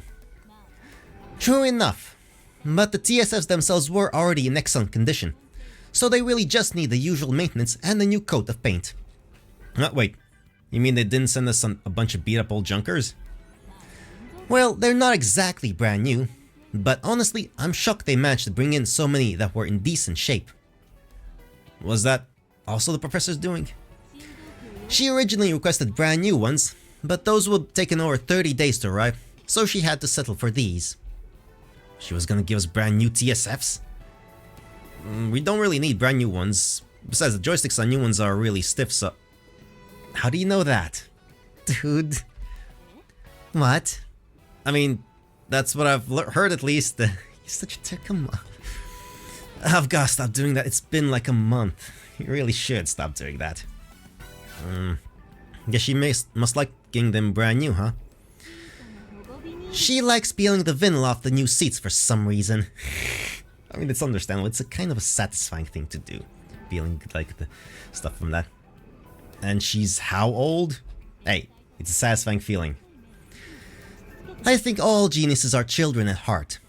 That's why they're so imaginative and can think outside the box in ways normal people can't. And the fact that she actually turns those crazy ideas into something worthwhile is what makes her incredible, I guess. Absolutely. That's right. I just know Sensei's gonna come through for this time. Well, I should be off now, but try to keep an eye on the clock. And don't be late to assemble. Salute. Alright. We should get going too. Yeah, probably. And there it is. Yep, the Tsukuyomi's hand-delivered, whatever the other one was called, the special Imperial TSF. Yep, she's looking pretty conflicted, which is understandable. I mean, Tsukuyomi-san and the other gang only brought it here out of consideration for her well-being, but still. Wow, Atake Mikazuchi, huh? Oh jeez, what's got you all jumpy? Shit, dude, don't glare at me like that. You know what that is? Well, I mean, I know as much as anyone else would. And there it is. They're the Shogun's special TSFs, for the exclusive use of the Imperial Royal Guard. And this is the purple one that was custom made specifically for Maya. As I recall, it ended up sitting in the hangar forever, collecting dust. Kind of a waste. I never saw it actually in motion. Not as far as I can remember anyway. Brand spanking new. You are quite the curiosity. Pretty sure I mean is weirder than I am any day. You don't. I did not mean it in that way. You know this is Take Mikazuchi, but your attitude toward me has not changed in the slightest. Yeah, well, my lack of manners is my only real talent, you know? Your only talent? How can you say that given your exceptional performance in the simulators and basic training? Well, that's not just pure talent, actually. What do you mean by that? Nothing, forget it. You would prefer I not ask? Yeah, I'd appreciate it if you didn't. Understood.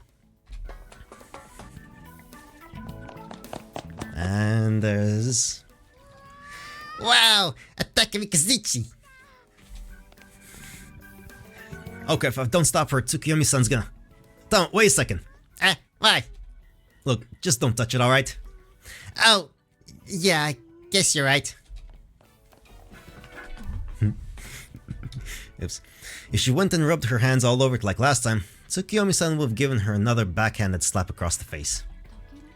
Takeru? Sorry, that lady over there is kinda scary looking, so... Oh, yes. You mean Tsukuyomi? I kinda figured she'd be a little pissed if anybody touched it, you know? Hey, would you look at that? The three idiots are looking over here too. Huh, 3 idiots. I'm surprised I still remember that nickname after all this time. I mean, I don't remember their names at all, that's the only thing they can remember them by. It's always a triplet. Honestly, it's gonna be hard to call them anything else. Yeah, because they're not idiots this time around. Maya-sama. Tsukuyomi, Lieutenant, what is it? Maya-sama, there is no need to address me as your superior. She's right. We of the Imperial Royal Guard may have high ranks, we're mere servants before the house of the Shogun. Although this is quite belated, congratulations on passing the comprehensive combat skill evaluation. Congratulations. You do not seem to be too enthused. As I have repeatedly and respectfully stated, Maya-sama, I find it most displeasing that you remain in a place such as this. I am here of my own free will. Even so, there is no need for you to... I will not forgive you if you finish that sentence. My apologies. I have overstepped my boundaries. Actually, how distantly related are Mei and the Shogun anyway? I mean, she's got the Imperial Royal Guard looking after her and all. Kinda hard to imagine they'd put this much work into protecting some third cousin twice removed.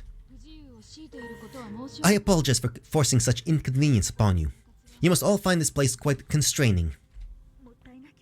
You are most kind, but there is no need for you to concern yourself with us, Maya-sama. More importantly, Maya-sama, we have prepared the Take Mikazuchi for you. Please, do accept this gift. I intend to remain true to my humble position, even if Fubuki is too great an honor for a mere cadet. Please stop this, Maya-sama. There is no need to... Cease your prattling. Remove it at once. Others are sure to wonder what it is doing here. This Take Mikazuchi was commissioned for you alone, Maya-sama. We have been ordered to deliver it to you. Surely you'll understand who arranged for this, and the depths of her concern. Who arranged for this, eh? So then it wasn't Tsukuyomi-san, no, her, so it was Mei's mom or somebody? I beg of you, do not coldly dismiss her goodwill. Maya-sama, do as you wish. I thank you for your understanding. We shall take our leave then.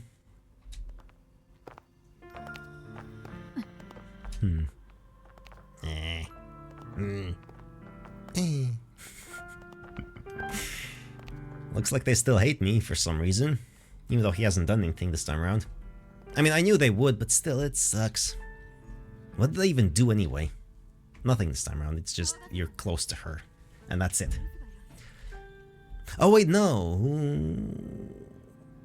Wait, no, right. Last time was the thing. There was a Shirugan Takeru who died, and that was the whole thing. That's why they kind of hated him, because he was on the record somewhere as someone who had died, and then it's like pretending to be a dead man. That was the whole thing that was unresolved, and it kind of went nowhere. There was no touching upon that at all, I think. Yeah, it was just kind of a point of distrust, but then it just kind of was dismissed or something, and I am cracking my knuckles a lot. Oh well, sometimes you need to do that. My apologies for that unseemly spectacle. Ah, Mitsuki-san, wait for us! You too, Shirugan. Let's get going. I'll catch up with you guys. I've got some place I need to go first. Well, alright. Where are you going? What are you doing? Tsukuyomi-san. And the three idiots, of course. I do not recall granting you permission to address me by name, Shirogane Takeru. Yeah, sorry about that. I am asking you what you are doing. It just looked like you wanted to say something to me, ma'am. How do you know my name? So I am not mistaken then. So it would seem. Sorry, mistaken about what? Just who are you, anyway? What do you mean? Sounds like I already know my name. I'm Shirugan Takeru. Trying to play dumb, eh? About what? There we go. Tell me, why is a dead man training here? It's the same as last time. What do you mean by that? I'm right here, alive and well. Why did you alter the UN's military database and infiltrate this facility? Is this just how the World Guard operates? All questions, no answers? I will ask once more. Why is a dead man walking? Sorry, I don't know what you mean. Couldn't do the same to the government's databases, I suppose. You didn't truly think you'd get away with this, did you? What are you talking about? I don't understand what you think I've done. What do you hope to accomplish by getting close to Meiya-sama? It's not like I signed myself to her squad. Not really sure what you're getting at. Well, unlike last time, I guess I do have an ultimate objective here, but... depending on your answer, you might have to die a second time, here and now. What is the meaning of this?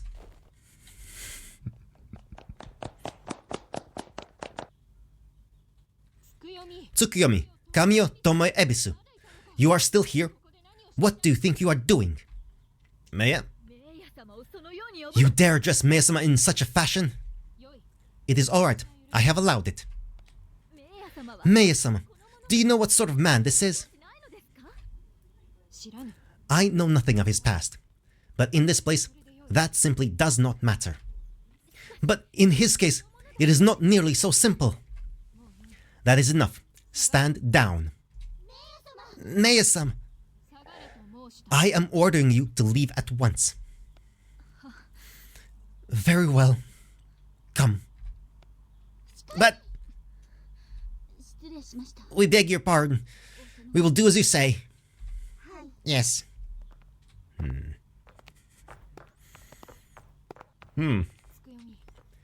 Tsukuyomi. Yes. Not a day goes by that I am not thankful for your concern. Your words are most kind, and more than I deserve.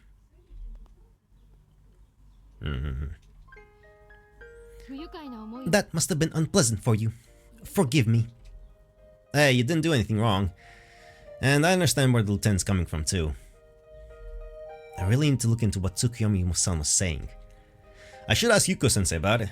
She looked up Sumika's name in the census record last time. I'm sure she can figure this out. Takeru? Yeah? You were accosted by the Imperial Royal Guard, and yet you did not even flinch.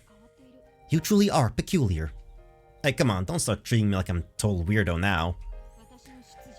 Surely you must now have some idea of who I truly am. Given that, how can you still be so casual? Come on, didn't I just tell you this? Manners aren't really my thing. Or what, is this your way of telling me I ought to show you more respect? After being in the previous world for a few years, I came to understand just how different the government here is from my worlds. Here, the Emperor appoints an Imperial Shogun with full authority over all national affairs. My world never even had a head of state like that. You dolt. Stop that. I only mean that, until now, I have never had anyone act so candid in my presence.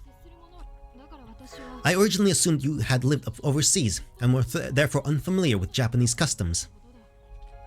Well, in a way, I guess that's true.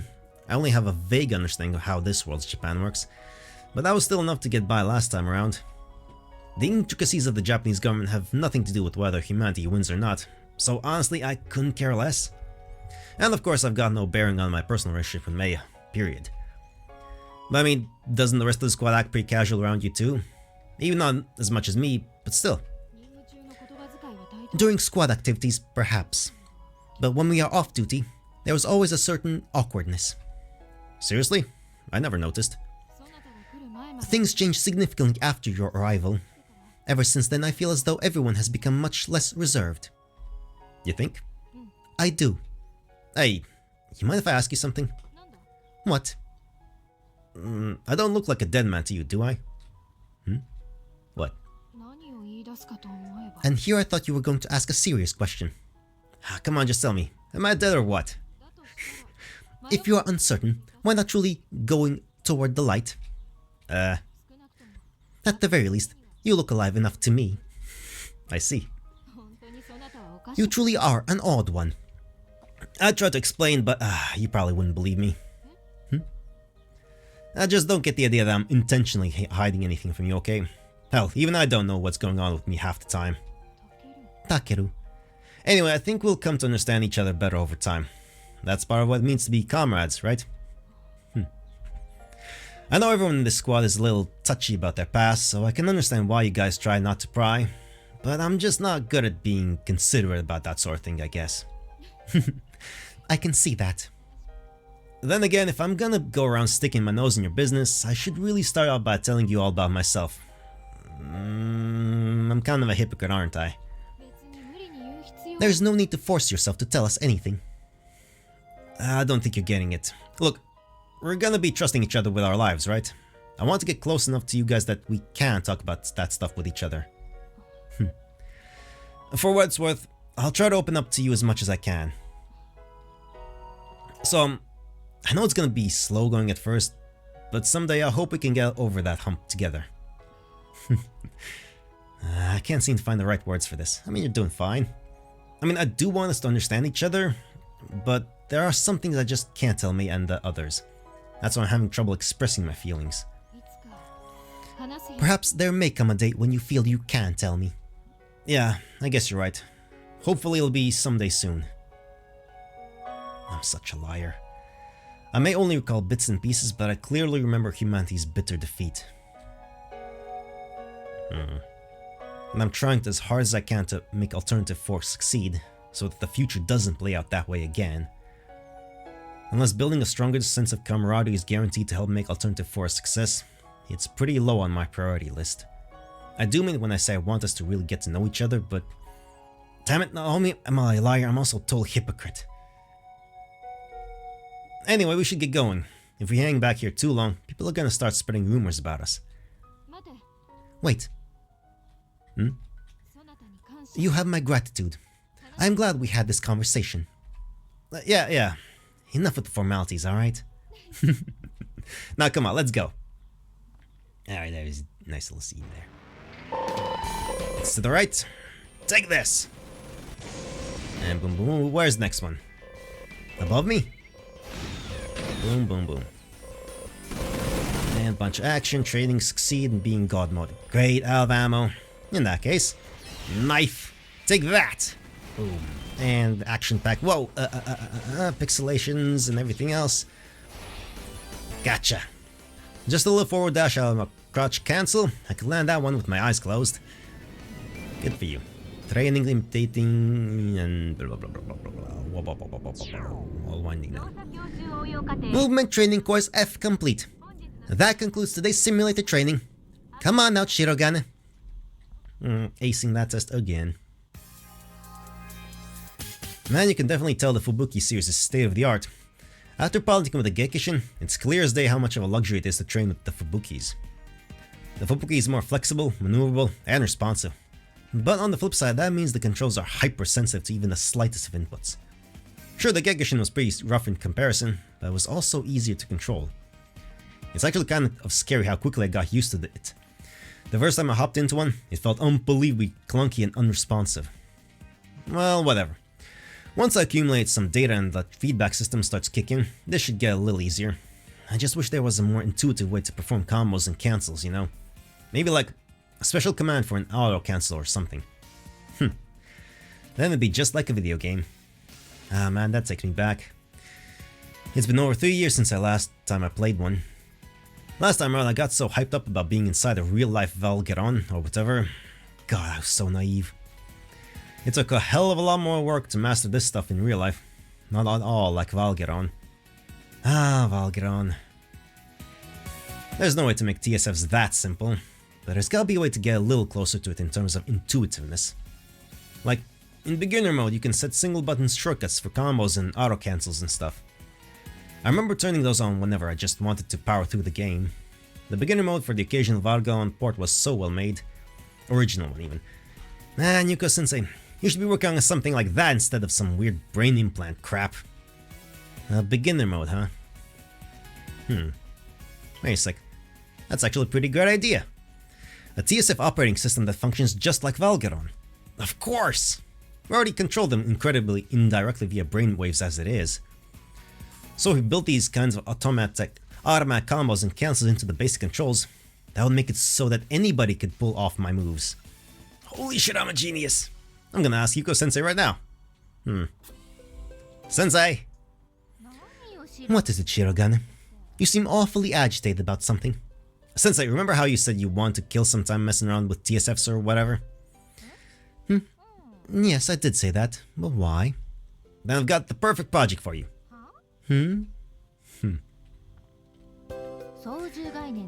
So basically, you want me to rethink the way the controls work. Well, we don't have time to redesign the hardware from scratch, let alone do all the necessary testing and whatnot. Assuming the future which you speak will truly come to pass, then no, we don't. Remember how I told you about my world? The one without the beta. Well, in that world we had these games that were super popular. They were like simulators, but you could use them at home. I do remember that. You said you were particularly good at those robot games, right? And you know all those crazy stunts I do? Well, they all came from that game. And with a little practice, anybody could do the same moves as me.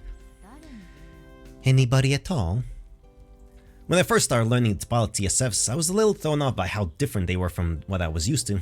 But once I got used to piloting them, I wound up being able to imitate a lot of the moves from those games. Me, an amateur with zero piloting experience, and it's all thanks to how advanced the TSF's automatic controls technology is. So instead of asking the pilots to make the TSF do those moves, why don't we just teach the TSFs to do them automatically? If you really think my skills are worth replicating, then we totally should do this. It would make it so anybody out there could do what I do. That would make sense. So then, what exactly did you want us to try programming in? Cancels and combos, of course. Cancels and combos? Cancels are, okay. So you know how when a TSF is about to fall over, it automatically braces for impact? Yes. When it's going into that recovery sequence, it stops responding to user input, right? Basically, a cancel would just get rid of that. So you want me to make it possible to cancel the usual recovery sequence and instead input additional commands? That's right. But then you won't be able to brace for impact. Being able to shoot while falling is way more important. I think that would put a lot of strain on the electronics and the frame. We'll never hear the end of it from the mechanics. Okay, so why not just design it so that only the arms and triggers can accept those commands?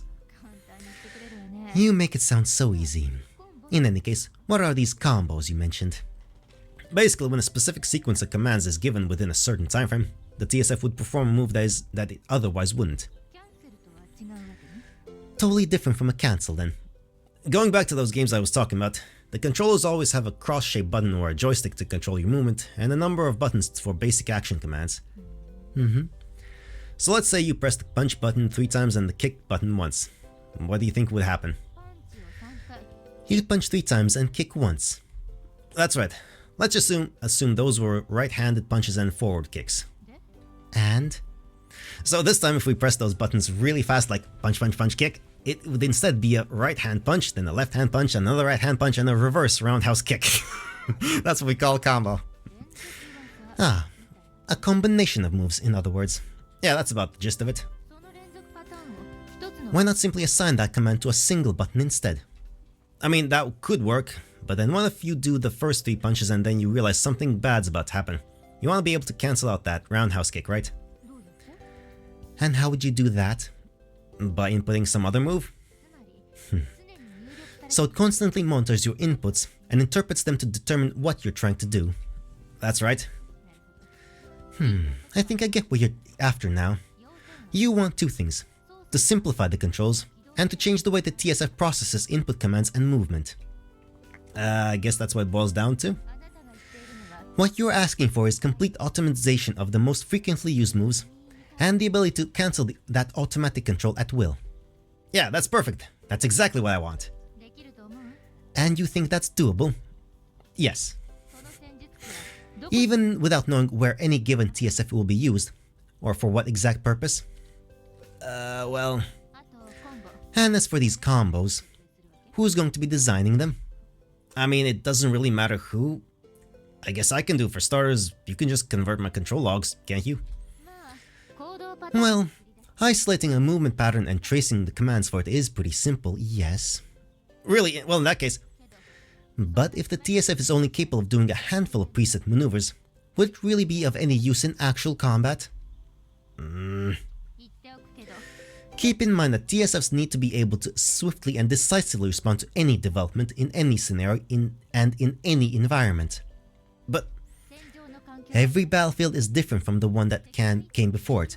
The enemies aren't always going to use the same tactics or engage from an identical distance. So how would you work out the timing for these combos? Do you want me to include every single possible movement pattern conceivable? If that were the case, you would have so many moves that wouldn't be simplifying anything. Right back to square one. I guess we could just make the combos a little more all-purpose. What? Do you want to have the computer make all the decisions for you? Pursue that line of thinking to its logical conclusion, and we have no need for surface pals at all. I mean, ideally, yeah, you wouldn't. Well, I mean, wouldn't that be a good thing, though? He will be asking me to make a machine with the same cognitive abilities as a human. Ah. You do know that the way machines think and the way humans think are completely different, right? Yeah. For example, imagine there's a bluebird and it's flying across the sky. Bluebird? When the human brain makes a decision, it relates various pieces of information and interprets them relative to its memories. So, you can accurately and instantly perceive these 3 pieces of information. There is a bird, it is blue, it is flying. Humans can interpret things all at the same time. Do you understand? Sort of. And I'm guessing computers can't do that? As long as you can understand that, the rest is just superfluous icing on the cake. Humans can use their memories and knowledge to take that a step further, and might even remember what its call sounds like purely by association. Okay, but that sounds like something a machine could do too. Well, if you fed it the data for the bird's call, it might be able to pull that up if needed. But that's the best it can do. It doesn't store personal associations with the data, like whether or not it's heard it before. I see. Nor will it form its own judgment of something it sees. A computer cannot determine whether something is pretty or ugly or nasty. So, they have no imagination, you mean? That's not exactly right, but it's not exactly wrong either. Yeah, it turns out they hallucinate. Wait, But wasn't there a computer that beat the World Chess Championship at one point? That one was totally reading his moves ahead of time. Well, yes, because chess has a limited number of moves. Even though it's in like the billions of moves, it's still limited, and the computer can know every single move. Oh, they made one of those in your world? Yes. Well, that hardly disproves what I was saying. Why not? That was possible under fixed circumstances with a known set of rules. Oh. Let me ask you a question. Are TSFs only used in situations with a small set of possible outcomes, like a game of chess? No, of course not. And that's why we can't fully automate the TSFs. We instead rely on human judgment through our indirect thought-controlled system. No matter how many patterns you program into it, no machine could utilize them properly, since it wouldn't be able to make accurate judgments for itself. Of course, guess games really are just games. In Valgeron, no matter what kind of complex combo you threw at it, it was always operating under the basic rules of the game. But on the battlefield, you need to be able to react to anything like life throws at you. All sorts of information is coming at you from all over, and the situations are constantly changing. So asking a machine to make an accurate decision based around all that is pretty much a lost cause. Ah man, here I thought I was really onto something. It is a good idea, which is why I want to try it. I mean, it's just a matter of parallel processing speed and piloting skill, right? Parallel processing? Alright, she said this last time too, and then she started going on about those 15 billion semiconductors. Controlling the basic movements of a TSF via human thought, however indirect the connection, counts as parallel processing to begin with. Both the pilot and the computers are doing their part to keep the TSF moving, just like we were talking about. Right, I mean, the human being in the cockpit's ultimately making all of the decisions. As of this moment, a computer with a comparable level of intellect and decision-making capabilities doesn't exist. However, for something as simple as a TSF, there is a system that would be more than up to the job. As simple as a TSF? She's sounding a little too confident now. That wouldn't happen to be something you built yourself, would it? Bingo!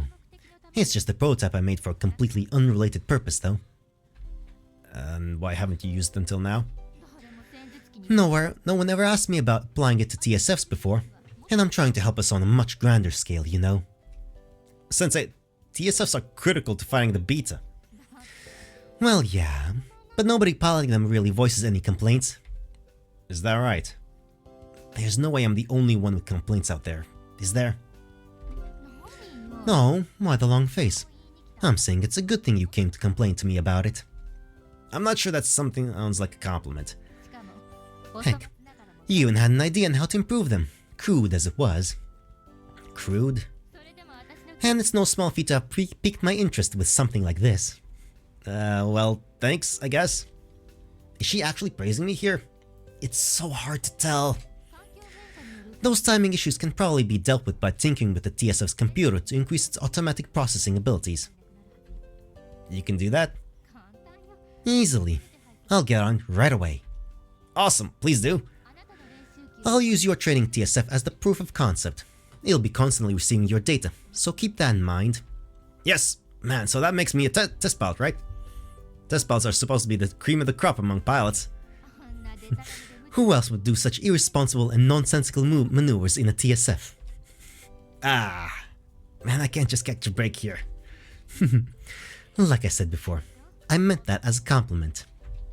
I'm not sure I take it as one though. Oh, nonsense. Your eccentric control ideas might be the key to overcoming humanity's general disadvantage against the beta.